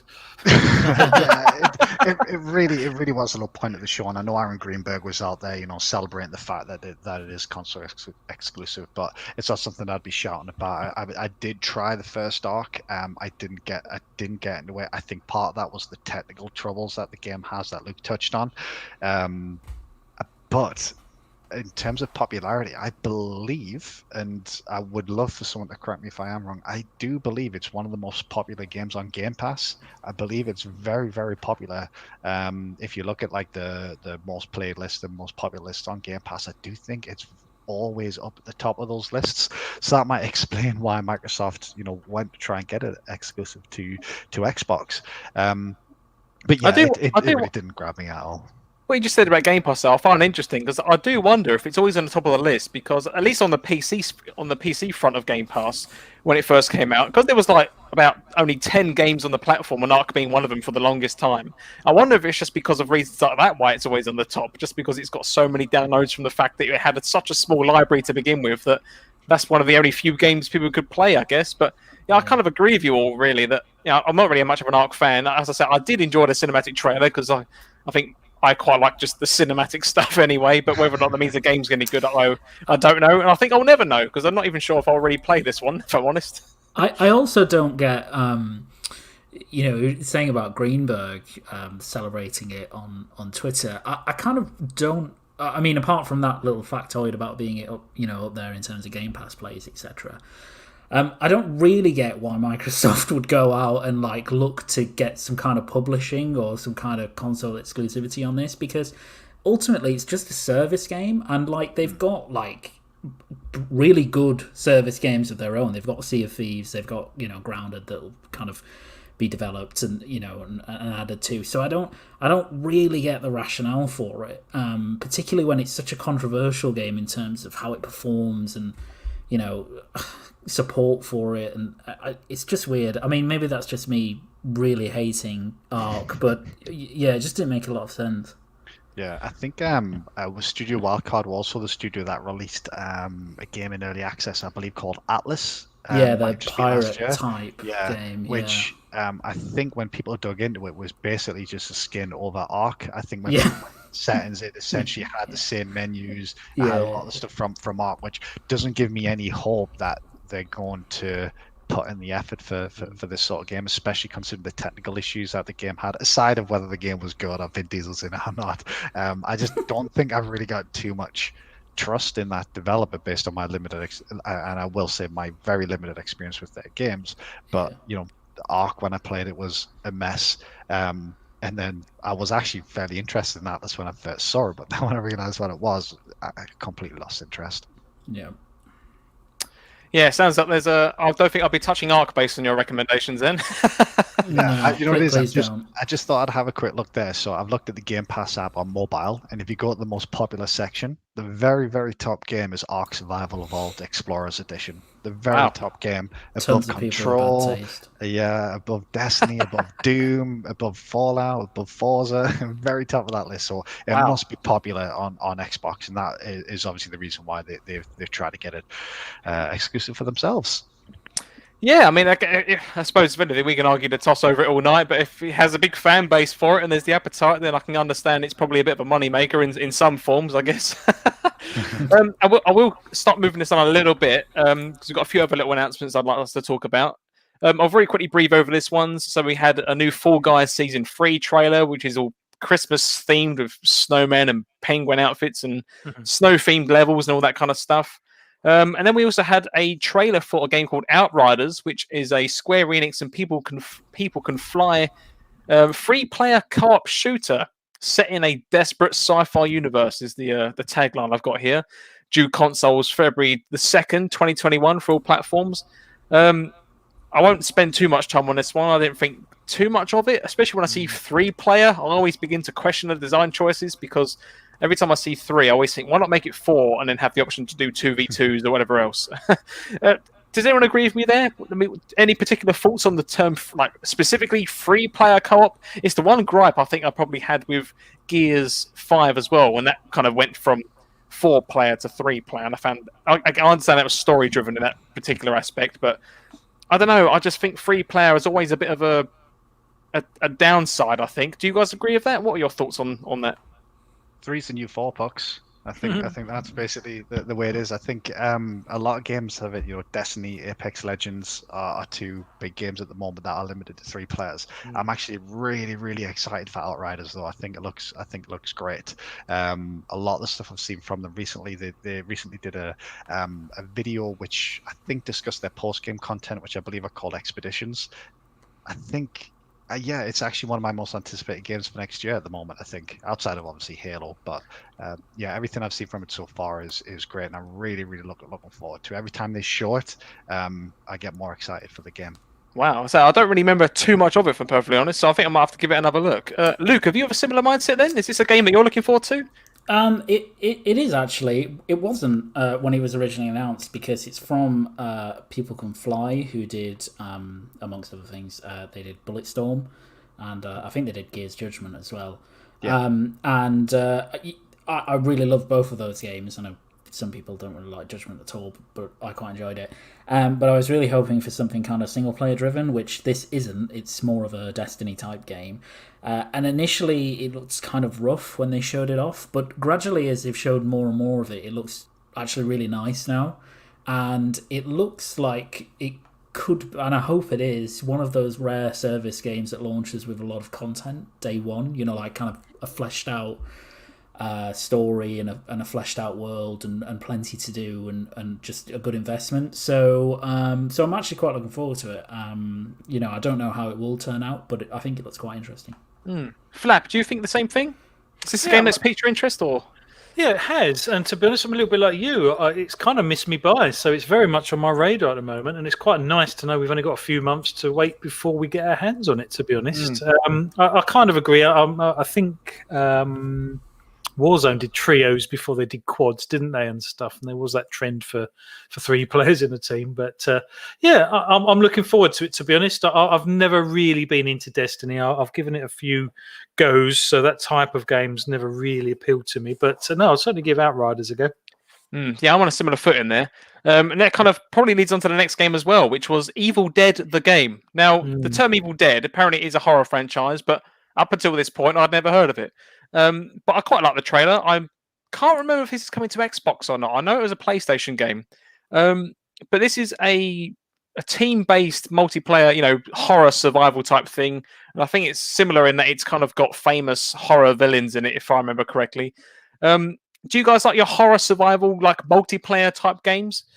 Flap, let's start with you on that one. Are you a fan of those types? Yeah, I don't mind the type games, but this one didn't really do anything for me, if I'm completely honest. It's kind of okay. It's the sort of thing I actually enjoy watching other people play, to be honest. I quite like tuning into some YouTubers that play these sort of games because the pressure's off and you can just sort of sit back and watch how other people play these sort of games. But yeah, I agree with you there. Yeah, it's not really the sort of thing I'm going to pick up, I don't think. Yeah, Luke, are you that same mindset, or are you really into these types of horror games? So I really love Evil Dead as a franchise. Love the films, but this type of game, yeah, not really my bag. I don't know if it is by the developers of Friday the 13th, but it's very similar to that game by the looks of things. Maybe a bit more team based. So yeah, my love of Evil Dead isn't enough to make me want to play that game. I think it's what I'm saying. Yeah, Scott, do you also mirror that comment, or is this something you really like the look of? Yeah, this trailer. I think this is the type of game that I'm really not going to play unless it comes to Game Pass. I know that's maybe a little bit of a theme, but I am a big fan of. I played a fair bit of Friday the 13th, and also more recently Dead by Daylight, something that occasionally crops up in our multiplayer rotation. If we fancy something a little bit different, I really enjoy that game.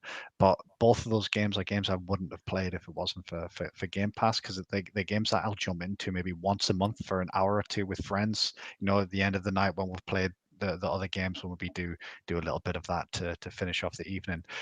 So I'm probably not going to check this one out, to be honest. So let's say it comes to Game Pass. But yeah, I was a big fan of Dead by Daylight in particular. It's coming to PS5, Xbox Series X and S, PS4, Xbox One, Nintendo Switch, and PC. So basically everything.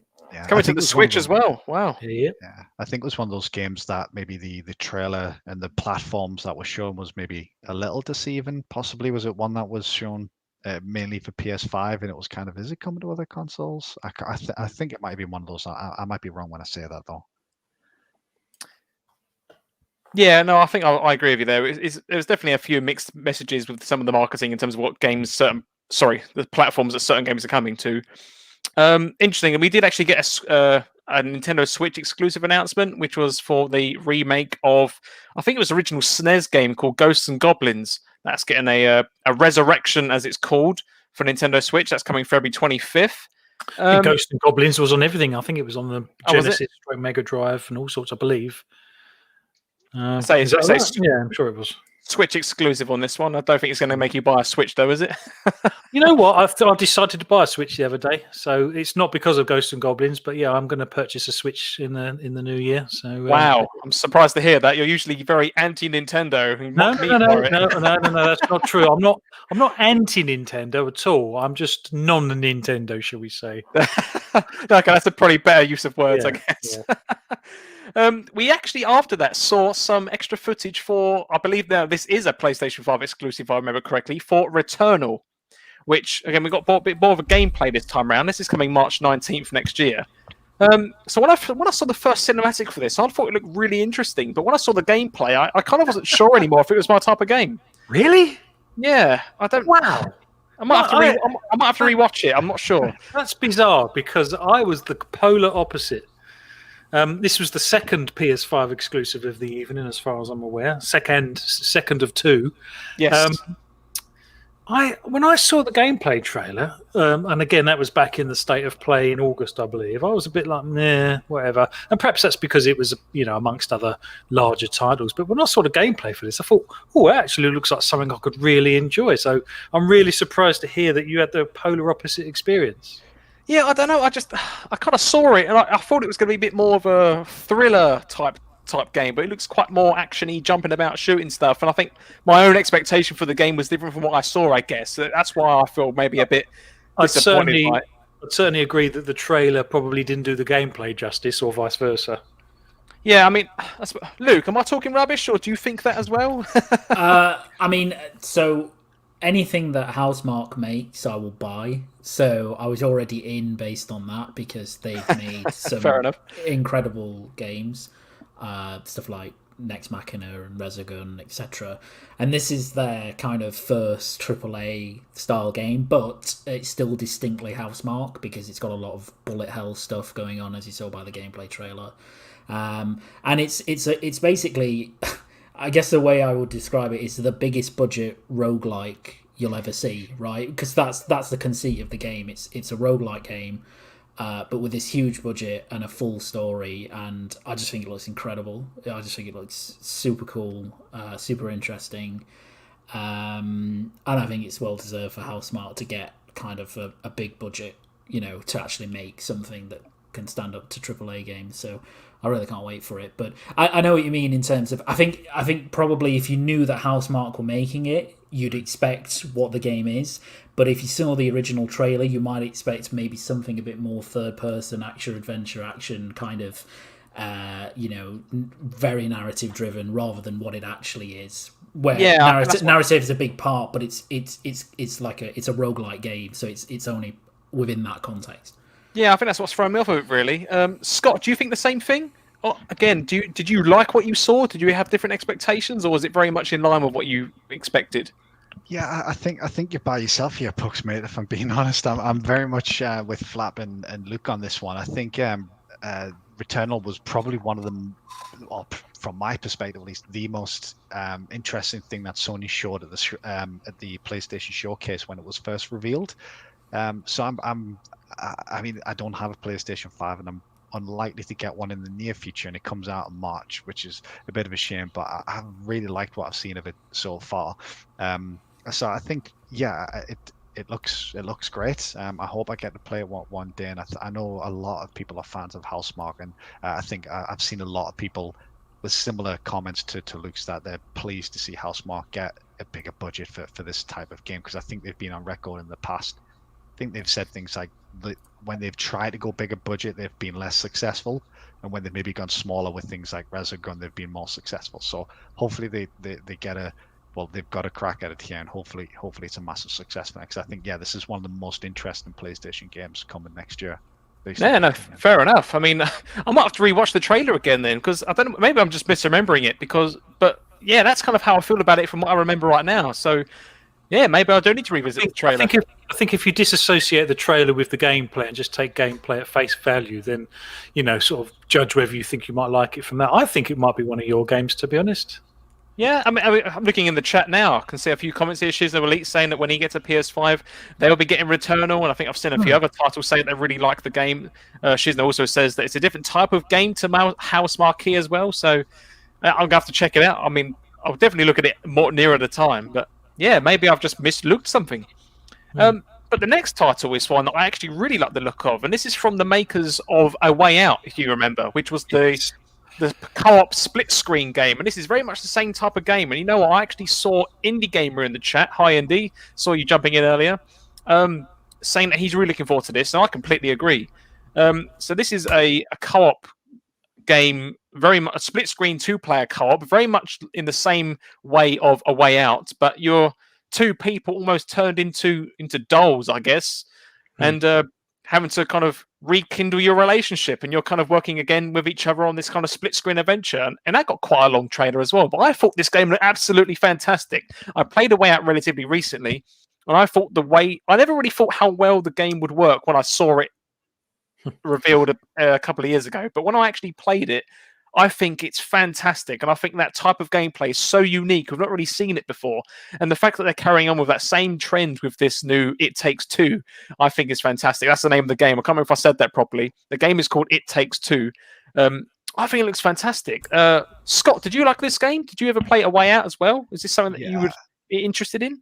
So I'm really, really interested in this game. So I think Joseph Fares is one of the more interesting characters in the industry, and every time I see him, I've got expectations that I'm at least going to be interested at what's about to be shown. I haven't had the opportunity to play A Way Out, if I'm being perfectly honest. The main reason for that, though, is, and this is maybe the problem with the approach that they're taking with these games, is unless you've got someone to play it with, you can't play the game. Obviously, they've got around that by having you get one copy and two people can play it, but I've just not had the opportunity with anyone that's also interested in the game to play it. So if anyone on the panel or anyone in the chat is interested in playing it, especially with it being in Game Pass Ultimate, let me know, because I absolutely, I'm there. Yeah, I'll play. I'll definitely be interested. I'm sure people in our chat would be interested to play as well. Yeah, absolutely. I thought it looked really interesting. I thought the concept was great. It's just a shame that I haven't had a chance to play it, and that's, like I say, the only downside to that type of game, really. But this game, when they were going to show it, I was expecting something more along the lines of A Way Out, in terms of a more serious sort of gritty tone. But it was completely on the different end of the spectrum to what I expected. But I thought it looked really, really good, and hopefully I'll be able to play this one when it comes out, actually, because I thought it looked fantastic, and certainly one of the highlights of the show for me personally. Oh, I completely agree with that. I thought this game looked brilliant. Again, the cinematics, and I don't want to quite say that it looked like a Pixar film, but it's that kind of style that I saw, and I thought it was absolutely fantastic in the way it was shown off. Luke, did you really like this game as well, as much as we did? Yeah, I loved it. I played A Way Out with my partner, and we both loved it. Played Brothers before that, which Joseph Fares was director on as well, which is an incredible game. And he just has these really cool, interesting ideas, and the point of It Takes Two is essentially to kind of get as much gameplay variance in the game as possible. And I just thought it looked just actually really incredible, like how many different kind of levels and scenarios that there are, and it looked really nice visually. It's I'll definitely be playing it, because I just think it looked great.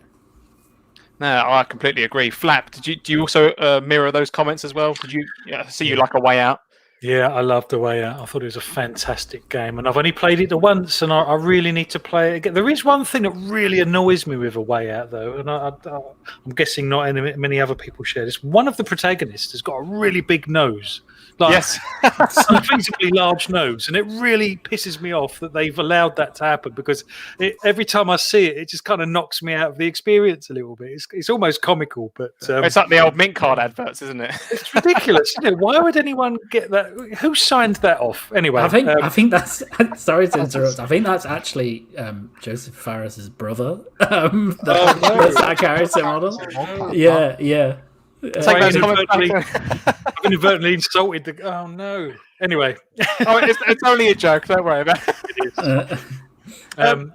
Sorry. No, I absolutely love that game. If anyone's familiar with Zero Punctuation's work on YouTube, it's a fantastic YouTube. It's been going for years. Zero Punctuation, and he basically rips games to pieces. It's only about 5 minutes long, very well animated, and he does one on A Way Out. And I encourage you to go and watch that. But no, I thought the mechanics on A Way Out absolutely fantastic. Loved it, and I thought the element of around sort of patching up a relationship on this one was a great idea, because obviously A Way Out's got some twists and turns in it, shall we say.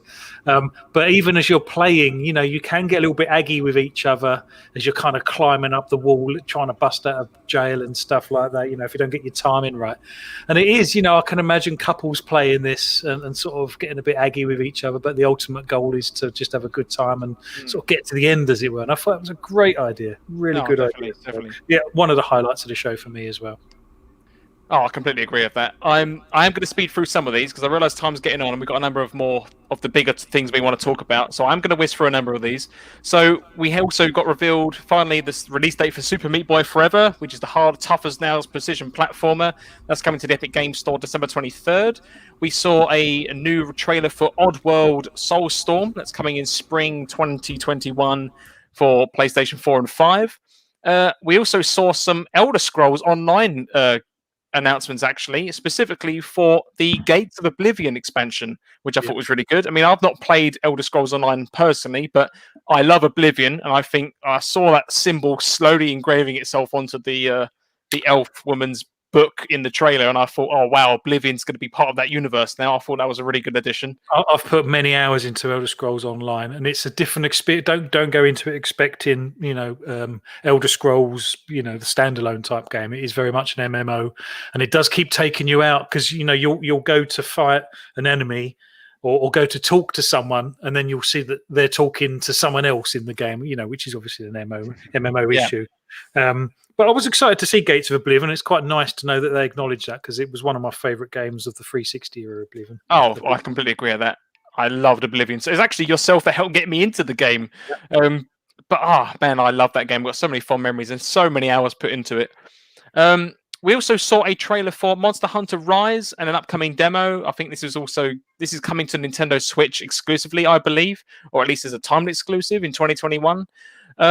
We got revealed the Among Us map, or the new map for Among Us, which is due to come out, which was, I think it was called the Airship.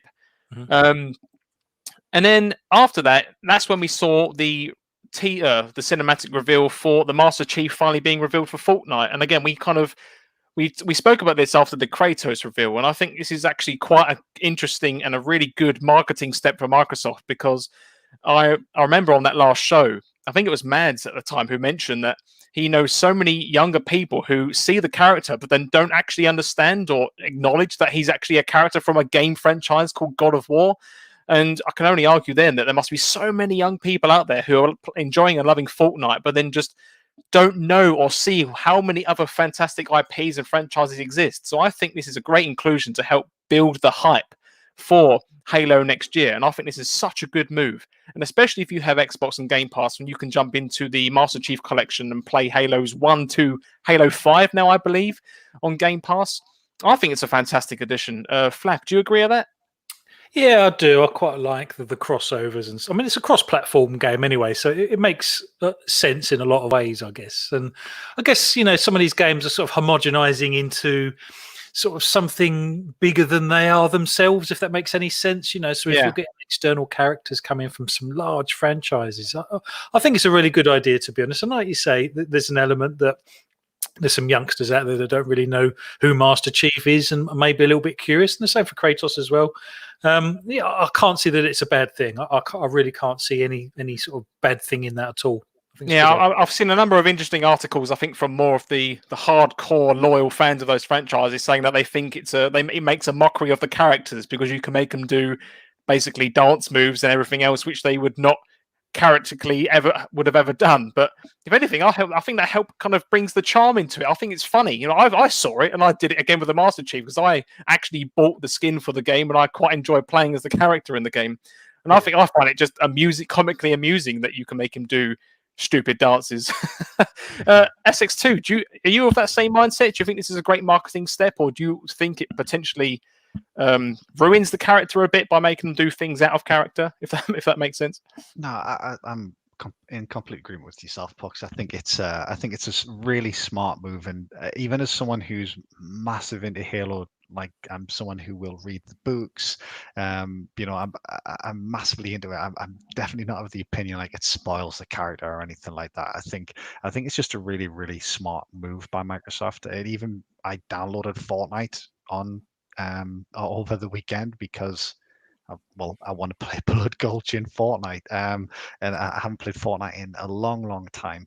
But I think, as you have touched on so far, it really is just opening up a new audience to Halo, which when you consider Halo Infinite's got its release date of sometime in fall 2021, that's going to be really, really smart. The multiplayer is going to be free to play. They're probably going to want to try and get as much of that Fortnite audience as possible, and what better way than putting the Chief in the game in the first place. So, and I thought it was actually a really clever and a little bit funny, the actual reveal trailer itself, where the fish man walked up to the fridge and it was a really fun, light-hearted trailer. And if you think about the audience and the type of people who are playing Fortnite, obviously I know there's a wide spectrum of people, but obviously there's a large sort of younger audience for Fortnite. They're going to look at that, they're going to laugh, and they're going to want to buy it. And then obviously Microsoft at home, that they're going to want to play Halo Infinite in a few months or in 12 months time. So yeah, really, really smart. And I don't think it takes anything away from the character at all. I think that's just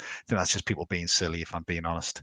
Yeah, and I agree with you there. And what you said there about Blood Gulch, it's actually one of the first things I jumped into, and it's crazy how the memories come back of the first Halo, playing that map and then seeing it in this universe and playing Capture the Flag. If you're yet to jump into it, I'd highly recommend you give it a go, because the map is uncanny and how close and how similar it is to the original. I definitely encourage anyone to jump in and give it a go, even if you're not a Fortnite fan, but love that Halo map. Luke, do you mirror those comments as well? Yeah, definitely. I think it's I brought a smile to my face seeing it. Same as the other day when Kratos was revealed as well, and the Mandalorian actually. So I just think it's really great, really fun, and yeah, echo the comment about it's just great for the franchises, because having getting more people exposed to the character means that more people might go and play the game, and that's good for all of us. People go and experience those franchises for the first time. So I won't play Fortnite, but it doesn't interest me. But I think it's super cool. No, I completely agree. Next title on the list was kind of the anime action RPG called Scarlet Nexus, which finally got a release window of summer 2021. Again, I'm aware of time, so I'm not going to spend too much time on this one. But this is a game I'm not really into I like the anime style, but there's not many types of games that are in that style that I've fully enjoyed in the past. But this one has really piqued my interest, as well as a game called Astral Chain that's on the Switch as well. I think some of the few games that I've really enjoyed that are in this style, and I think I'm quite looking forward to trying this one out nearer the time. Now, I believe this is an Xbox exclusive as well. Please correct me on that panel if you think I'm wrong. Yeah, Microsoft would like you to believe that, Pucks, but unfortunately, that's one of those sneaky trailers. Unfortunately, I thought it would be. But this next one actually surprised me, mainly because of the fact that it's a big reveal for a mobile title, and this is the Just Cause is coming to mobile in a kind of, again, like a Diablo top-downy isometric shooter. And I thought it was quite interesting how a mobile game has been given such a big a big spotlight, but it deserves it. I know the Just Cause franchise is very much beloved by a big cult following, so I thought it was definitely interesting to actually see a debut of a mobile title. But there's no release date revealed for that one. It's just that it's coming, so we can look forward to that one.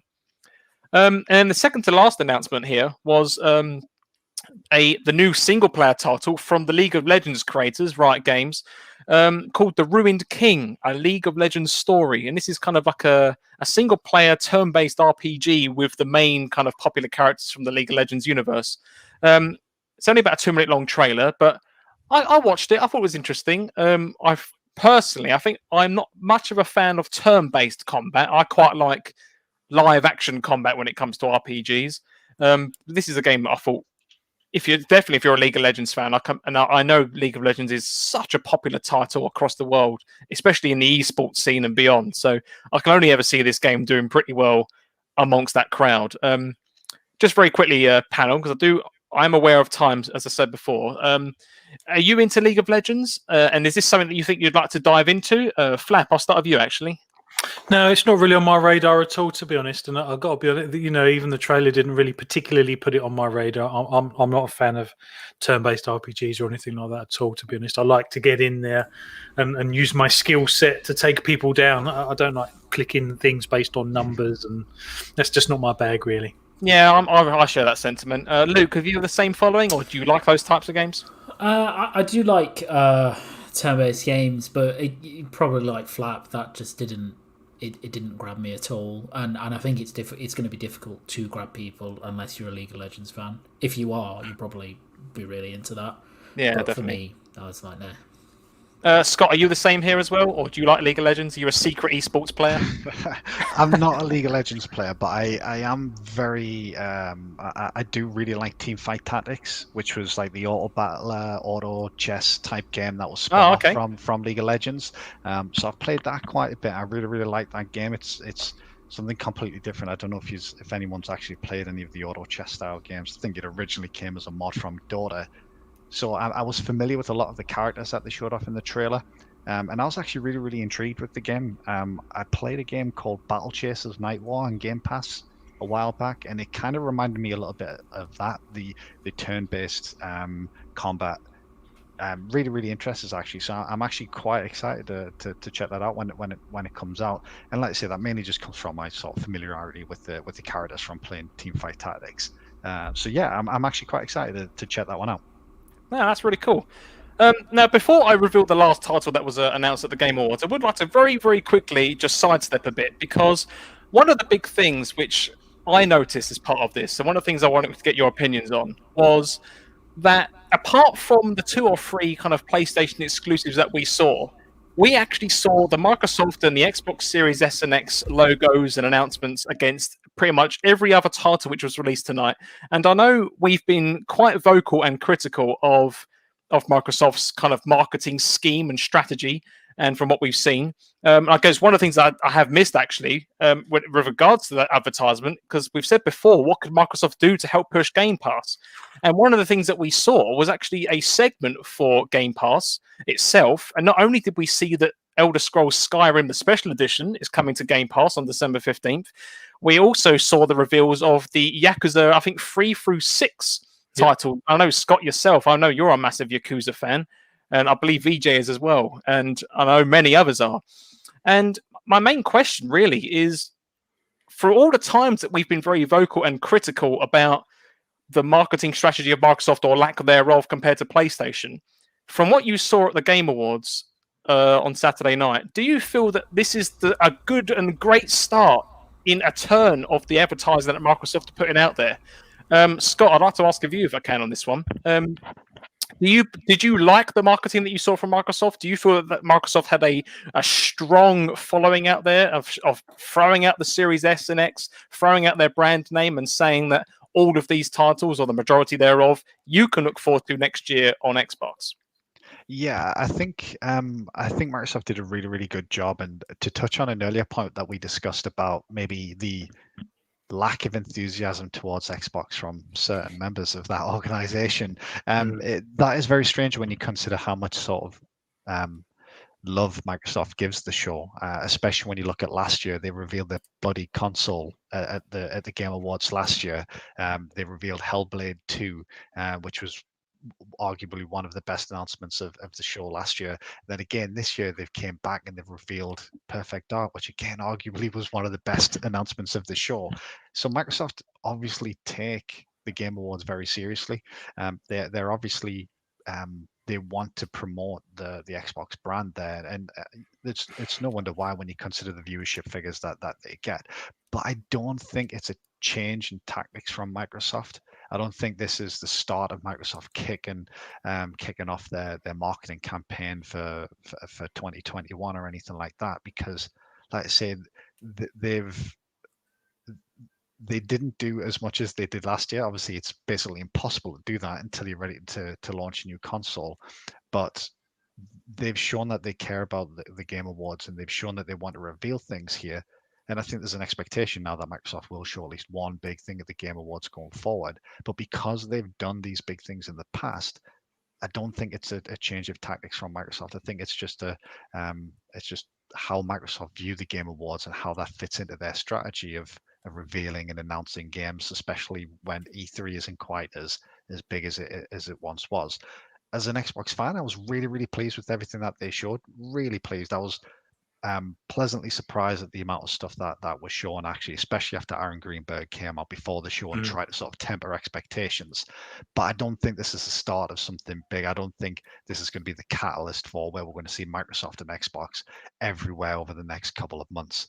I think the next time we see this is just going to be fall of next year as we ramp up to Halo Infinite's release, especially with the Halo 20th anniversary, especially with that being free to play, or the multiplayer element being free to play. Sorry, I think that's when we'll see it ramp up again. But I don't see too much changing over the next couple of months, to be perfectly honest. That's fair enough. But that's another question for you then, is that regardless of those comments, which are obviously perfectly valid, despite the fact, regardless of what you just said, we did see a lot of titles here which we know are coming to Xbox. A number of those are exclusive as well. So do you reckon then, as an Xbox fan or as an Xbox player, that are you now more happy that you can see what is coming your way into the near future next year? That you can now, because again, we've said in the past about, the whole Xbox has no games narrative and all that kind of stuff. Are you happy or do you feel satisfied now that is not the case no longer at all? There is actually plenty of new content coming to Xbox and exclusive to Xbox, and that's where you should be playing? Yeah, I think personally, yes. But I'm not too sure the Game Awards did much to change that. I think I was already in a position going at the Game Awards where I was already of that mindset. I was already excited about what was going to be coming in the next 12 to 24 months with the stuff that they've shown. So I'm not too sure whether the Game Awards has changed that mindset. If you look at the stuff that they showed, the thing that I'm most excited for from the Game Awards is Perfect Dark, which is a little way off. And the game I'm most excited for in 2021 from Microsoft's perspective is Halo Infinite, which, apart from the Master Chief showing up in Fortnite, but didn't really make an appearance. So I think Xbox fans will come out that show really happy, especially with Perfect Dark in particular. I think a lot of people will be excited to check out Microsoft Flight Simulator, which was the first sort of series console exclusive that Microsoft are going to have, which I thought was interesting as well. Things like Warhammer Dark Tide being exclusive. We've talked about Arc 2. A lot of people are seemingly going to be excited about that. So I think there's a lot of things for Xbox fans to be excited about over the next 12 months. But me personally, the stuff I was most excited for is still a little bit further out. I think next Game Awards will probably be talking about the same thing, where it's like Perfect Dark might show up again, or if they do an XO21 next year, it might show up there. But things like Fable are a little further out. So I think for me personally, I was really pleased, really excited with what they showed, but I don't think the Game Awards and Microsoft's present there changed my mindset. I changed my opinion too much, but it was already really positive going into it, if that makes sense. Yeah, no, I completely understand that. Luke, I'm going to throw the same question your way, if you don't mind. What are your thoughts on what we saw of the Game Awards and seeing the Xbox logos thrown on pretty much every title on there?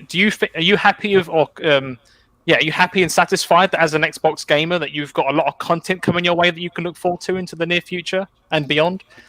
Yeah. I think clearly Microsoft have made the Game Awards an event that they like to,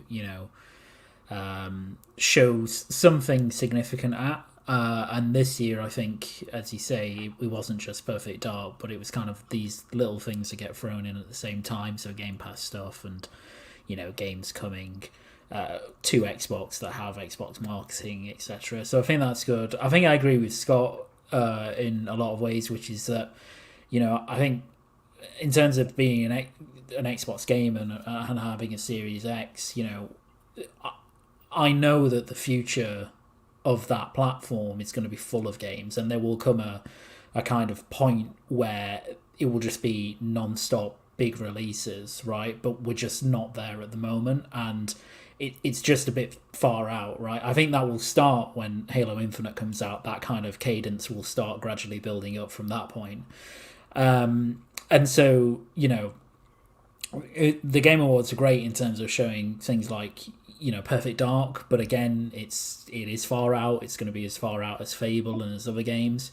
So I just think that they did a good job in terms of keeping Xbox on people's minds, and I do really appreciate that they go to shows like that and still have big announcements like Perfect Dark, and I really didn't expect it there from what Greenberg said, because he kind of tried to temper expectations, but really that's a bigger game announcement than Hellblade 2 was, for example. So I think they did well, and I think it's good, for the future, but it didn't change my excitement in many respects just because of the reasons previously discussed. No, that's fair enough. Flap, I'm also going to throw the same question your way before we move on to the last announcement of the Game Awards. What are your thoughts on what you saw at the Game Awards with regards to the Microsoft messaging? Are you happy and content with what's coming to Xbox in the future, or do you mirror the comments from both Scott and Luke? No, I completely mirror the comments from Scott and Luke, if I'm completely honest. Like you say, we pretty much knew what was coming. We even knew the Initiative game was coming, and we had high suspicions that it was Perfect Dark anyway. So, none of it was earth-shattering. And, let's face it, they were never going to top last year's announcements and stuff. I think it's out of 6 I counted, and bear with me on this one, out of 6 competitors, shall we say, I think Microsoft had the best outing, beating Nintendo only slightly in some of the games that were revealed. I think Nintendo had a relatively good show.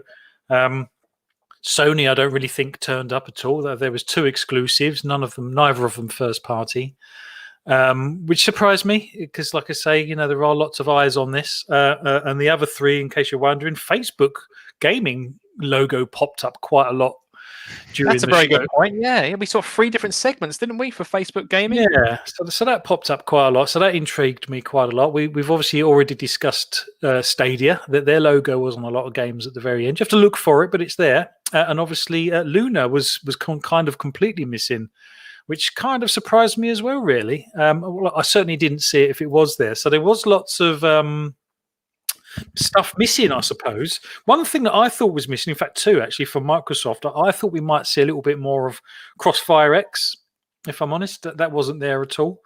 And I was hoping we'd see an update to Hellblade 2. I thought this would be the perfect show to show us what's happened in the last 12 months, because obviously they showed it first time roughly a year ago.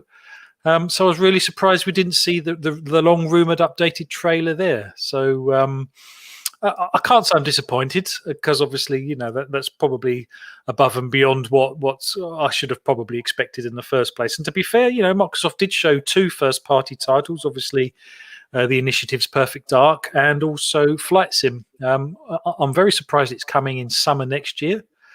I don't know what the extra year on Series X and S is going to do for them. Because I've got to be honest, I was expecting it to be a launch title with the Series X and S this year. So seems like they need an extra 10 months on it, which just surprises me, to be honest. So again, like Scott and Luke, it's more of the same. It was on track as far as I'm concerned. Nice to know that the Initiative's game is out of the bag, as it were. And like Luke was saying, it's just a waiting game with with Microsoft, and there's lots of promise and hope for the future. They've just got to, wait for them to deliver on it now. Yeah, no, I completely agree with those comments, and I don't really think I can say much more to add on to that. The only thing I would like to add on is that one of the things I did like is that we did see. I really liked the kind of the virtual kind of blow up of the Series X, and that actually AMD Ryzen actually got its own little kind of 30-second segment to say that Series X is powered by the new generation of Ryzen, which I thought was quite an interesting little thing, because we also saw quite a lot of different adverts and advertisements for PC gear and all the rest of it. So it was quite a diverse mix, I think. So I completely agree with the comments here. I am aware we're kind of overrunning. I do apologise, but I can't end this, I'm afraid, without talking about the last teaser of the Game Awards, which of course was Mass Effect. I mean, I admittedly didn't play Andromeda, although I did hear it got quite a bit of flack, but I very much loved Mass Effects 1 through 3. And I thought they were fantastic titles. So to see that little sneak teaser at the end of it, I thought was absolutely fantastic. And I'm really looking forward to seeing what becomes of a new Mass Effect. Flap, I'm actually going to go top to bottom on this one. What did you think of the Mass Effect teaser? Has this got you excited to know that there's a new Mass Effect coming? Yeah, it has. And you know what? Exactly the same as you. I played 1 to 3. Didn't play Andromeda. Really loved the 1 to 3s, playing Shepard and stuff. Yeah, it was great to see the little N7 logo. Just brought back loads of memories, lots of nostalgia and excitement for the future. Like I say, I just hope BioWare do this one justice, to be honest.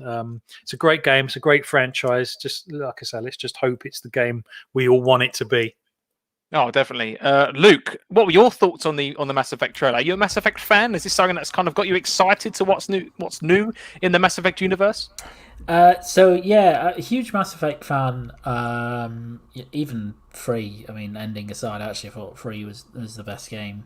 Again, apart from the ending. But I think, as we said during the pre-show, this would have been a great thing for me personally to end on, had they not already basically announced it in a blog post like a couple of weeks before. So for me, it fell a bit flat because it was kind of like, well, yeah, I know that Mass Effect's continuing because you've literally just said it is, a couple of weeks ago. So I don't really need a CG trailer to confirm that. I like that Liara is in it at the end, and that it seemingly does take place after the events of the third game, probably some time after. So that's all very cool, but it's so far away that I just, I can't really get that excited for it. Just, and after the mess that was Andromeda, they really need to deliver on the next game, because I think if they don't, then that's pretty much it for Mass Effect as a franchise. That's, it's done. So, so I am excited, but, with a bit of trepidation in there, and the announcement itself didn't blow me away because I already knew it was coming, because BioWare told me, so why tell me something else? No, that's completely fair enough. Scott, what are your feelings on this? Yeah, I think I should probably start by saying I'm maybe nowhere near as big as a Mass Effect fan as you guys have actually only played the first one, and it didn't really grab me as much as it did others. So I'm probably going to ask somebody else to finish this segment off after me, because I don't want to end it on a negative kind of note. But I am looking forward to playing the Legendary collection, and I think it's early next year that's coming out to try and get back into it, because I know a lot of people were big fans of 2 and 3. So I never really give those a chance because 1 didn't grab me as much as I would have liked. I think they're reworking 1. So I'm going to give that another shot. But just to echo what Luke said, really, with it being something that I think they only spoke about it a couple of weeks ago, it really wasn't that long ago where they had revealed it's in, I think they mentioned at the time, it was a small team of veterans that are beginning work on it. So we know, first of all, that it's miles off. It's years and years away. And because they'd only very recently revealed it, it kind of did lose some of its impact. I think it would have, as Luke mentioned, it would have had so much more impact if they hadn't said that it was coming, and then this was the big reveal. Yes, Mass Effect is coming back. But also at the same time, I don't have an awful lot of confidence in BioWare.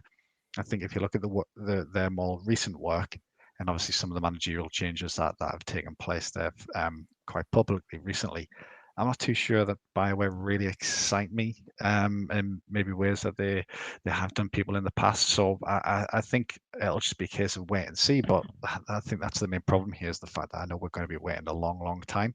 But like I say, I'm looking forward to checking out the collection of the remasters or next year when they come out. I want to give those a shot, and then that might change my opinion on the new announcement.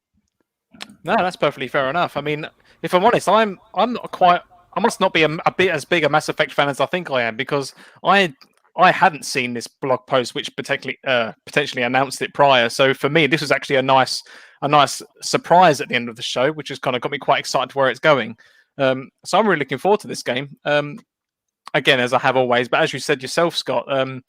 Yeah, I'm aware that there's rumors, or I can't remember if it's confirmed or not, about a trilogy coming next year. And I think that's definitely something I'd like to play again to kind of help me get back into the world of Mass Effect again and see what it's all about. Outside of that, I'm aware of the time, so I think that about wraps up the show today. If you don't mind, gents, I've really enjoyed today. I think it was great talking about the different games which are coming on the Game Awards. Obviously, we covered the general kind of went briefly over the winners of the actual awards, but again, I don't think that's what many people really tune into the awards for. As we said at the beginning of the show, we very much love to listen and watch the new game announcements. I suppose before we do finally wrap it up, though, I think I would like to just throw one quick question to each of you, quick fire question, just to say that, what did you think of the Game Awards in all, and what was your standout title of the evening? Scott, I think I'll start with you if you don't mind. For you, what was your standout title, and did you think the Game Awards this year was good? I think is the main question. Yeah, I think I thought it was a great show overall. Personally, I didn't have particularly high expectations going in, and I think they delivered. Especially, I think they do deserve credit for putting the show together under what would have been ridiculously difficult circumstances. Definitely. I can't imagine the technical feat of getting all those live feeds and all that, and it went off without a hitch. So I think they deserve a lot of credit from that perspective. But overall, I just think it was a good show, and we were discussing in the pre-show. And I don't think the Game Awards is the right name for it. It's obviously it's a game announcement show with some awards scattered in there. You can tell that by the speed that they rattle through some of the awards. They'll maybe reel off like 3 awards at once, and other than the very final award, they don't really make too much of a song and dance of the others, and it is largely around about the announcements, and that's where the viewership comes from. But it was a really well presented show. Like I said, technically went off without a hitch, and I think the team behind it deserve a lot of credit. And as an Xbox fan, I came out really, really pleased as well. Even if there wasn't anything other than say Perfect Dark, I would have come out of the show thinking that Microsoft had a good show. So yeah, really, really pleased overall. So is Perfect Dark the one big announcement for you that made the show?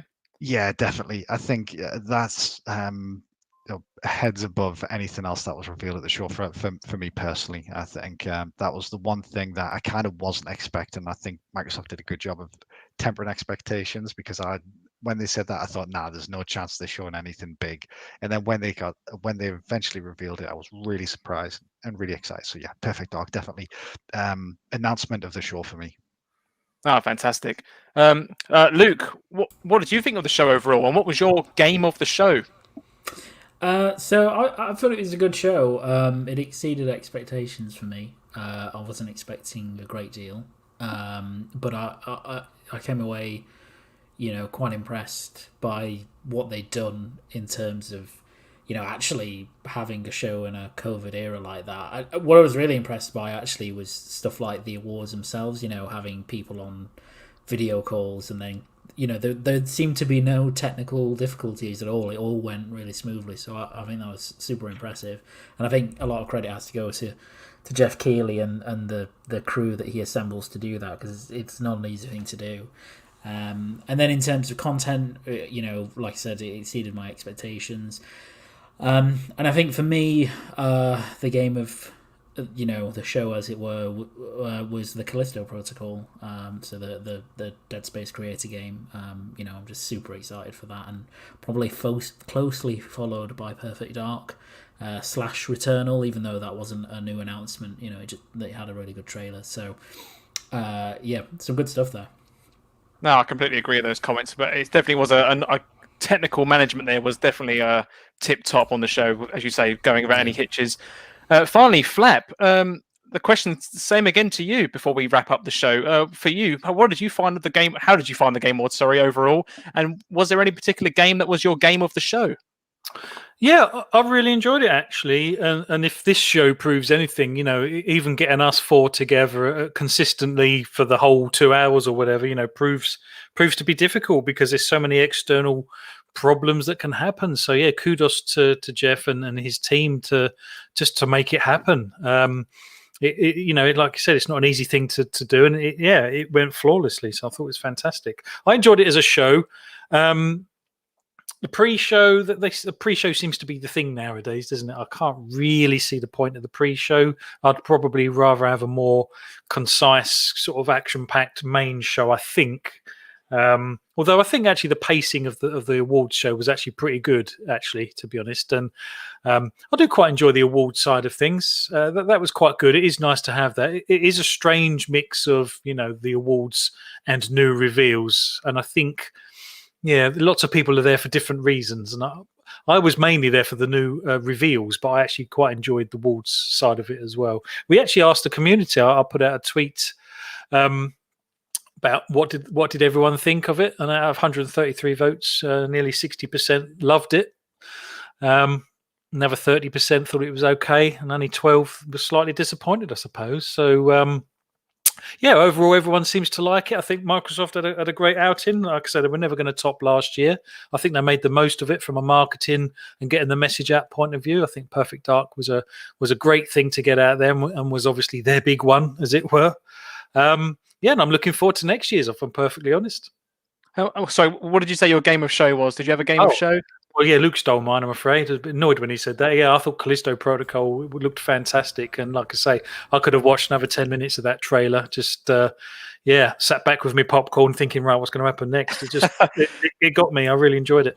No, absolutely. Again, and as for myself, I thought the show was really good. I didn't really have many expectations. I was kind of ready to be surprised, and I definitely was by quite a few titles on there. And again, it's been mirrored 3 times already, so I'm not going to say it again. But the technical magic behind it was absolutely flawless, and I thought it was incredible how well they ran it. But for me, I'm really looking forward to It Takes Two. That game has really got me intrigued, mainly because of the art style and the general kind of feel of the game. And again, and the small Sega game Endless Dungeon as well is a game I'm quite looking forward to playing. It's those types of art styles and gameplay mechanic feels are definitely my kind of thing. So I'm definitely looking forward to those.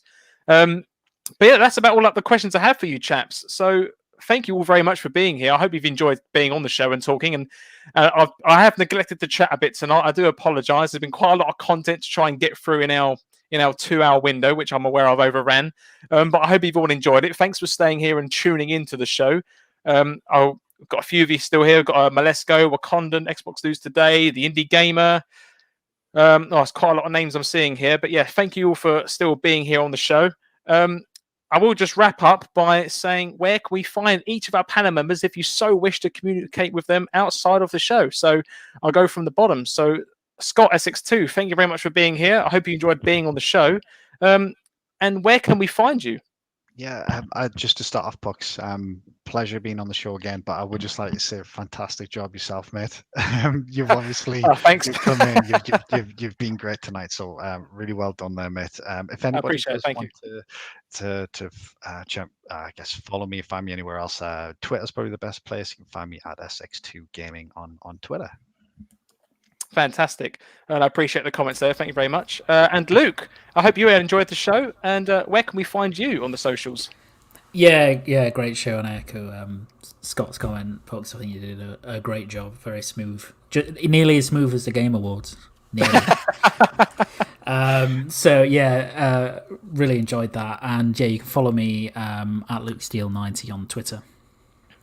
That's great. Thank you very much. And you know myself and you know Flap. Obviously, he's the main host of the show. I've taken the co-hosting seat as a one-off as I helped put the topics together for this one. I know I'd like to assume that most of the chat, know where to find us, but I don't like to assume. So, Flap, where can people find you to talk to you if they so wish to? Yeah, good point. Well, first off, yeah, you've done a fantastic job, my friend. That comes as no surprise to me. I hope you've enjoyed doing it. It's quite nice holding the reins, isn't it, I suppose, and sort of steering the ship, as it were. No, you've done a fantastic job, and I never doubted that you wouldn't be a fantastic job, in all honesty. So well done, mate. I hope you've enjoyed it. But I'm on Twitter as at Flap2, but most people try and contact me through at Green Pass Gaming. That's probably the easiest place to get me. We do lots of content on Twitter and bits and bobs. I try not to spam people's inboxes, so we try and make our posts relevant and entertaining and stuff. And obviously on YouTube, it's great if you've got anyone new listening. If you enjoyed the show, it'd be great if you could hit the like, share, and subscribe buttons at Green Pass Gaming on YouTube. Got more content coming. I think perhaps in the new year, Pucks and I, we need to sort of not reinvent the show, but make sure we stay inventive and ahead of the curve. And I'm hoping that we can put together a bit of a Christmas show next week as well with some community guests as well. So I'd love everyone to be able to tune in. And hopefully a few of you might even get invites to be on the show. So I'm looking forward to that. No, that's great. Really appreciate the comments. Thank you very much. I have enjoyed it. I won't lie. I did feel a bit nervous at the beginning, taking the reins for the first time, but I very much enjoyed it. I thought it was great. Again, I love talking about games with you guys and all the chat as well. It's what we're all here for. So I think it's all fantastic that we can help get the flow by just talking about this great stuff. I very much enjoyed it. Thank you very much. And to those in the chat, again, you can find me at Puxley AR personally. I do a bit of game dev as well. I'm kind of slowly starting to kick off. So if you'd like to slowly look at what I do on there, you can follow at BumblePucks as well, which is my handle for my game dev stuff. And as Flaps already said, of course, you can find the pair of us at Green Pass Gaming on Twitter. You can find us on Facebook by searching for Green Pass Gaming. And again, as I always say, we also have our Xbox Socials Club as well, Green Pass Gaming as well. And once I have my Series X and a few games under our belts, we hopefully plan to do some tournaments and some gameplay get-togethers at some time in the future as well. So we have all that stuff to look forward to. And yes, next week's show is going to be our last one of the year. It's going to, I don't want to call it a Christmas special, but it's basically what it is, a relaxed show where we talk about the year. And as Flax already said, also, we're going to have a think about what we'll do with the show next year to help move it forward. So there's a lot of good stuff to look forward to. And with that, that's the end of the show. So thank you very much to the chat. Thank you, panel. And hopefully take care of yourselves. Hope you enjoyed your weekend. And we shall see you in next week's show.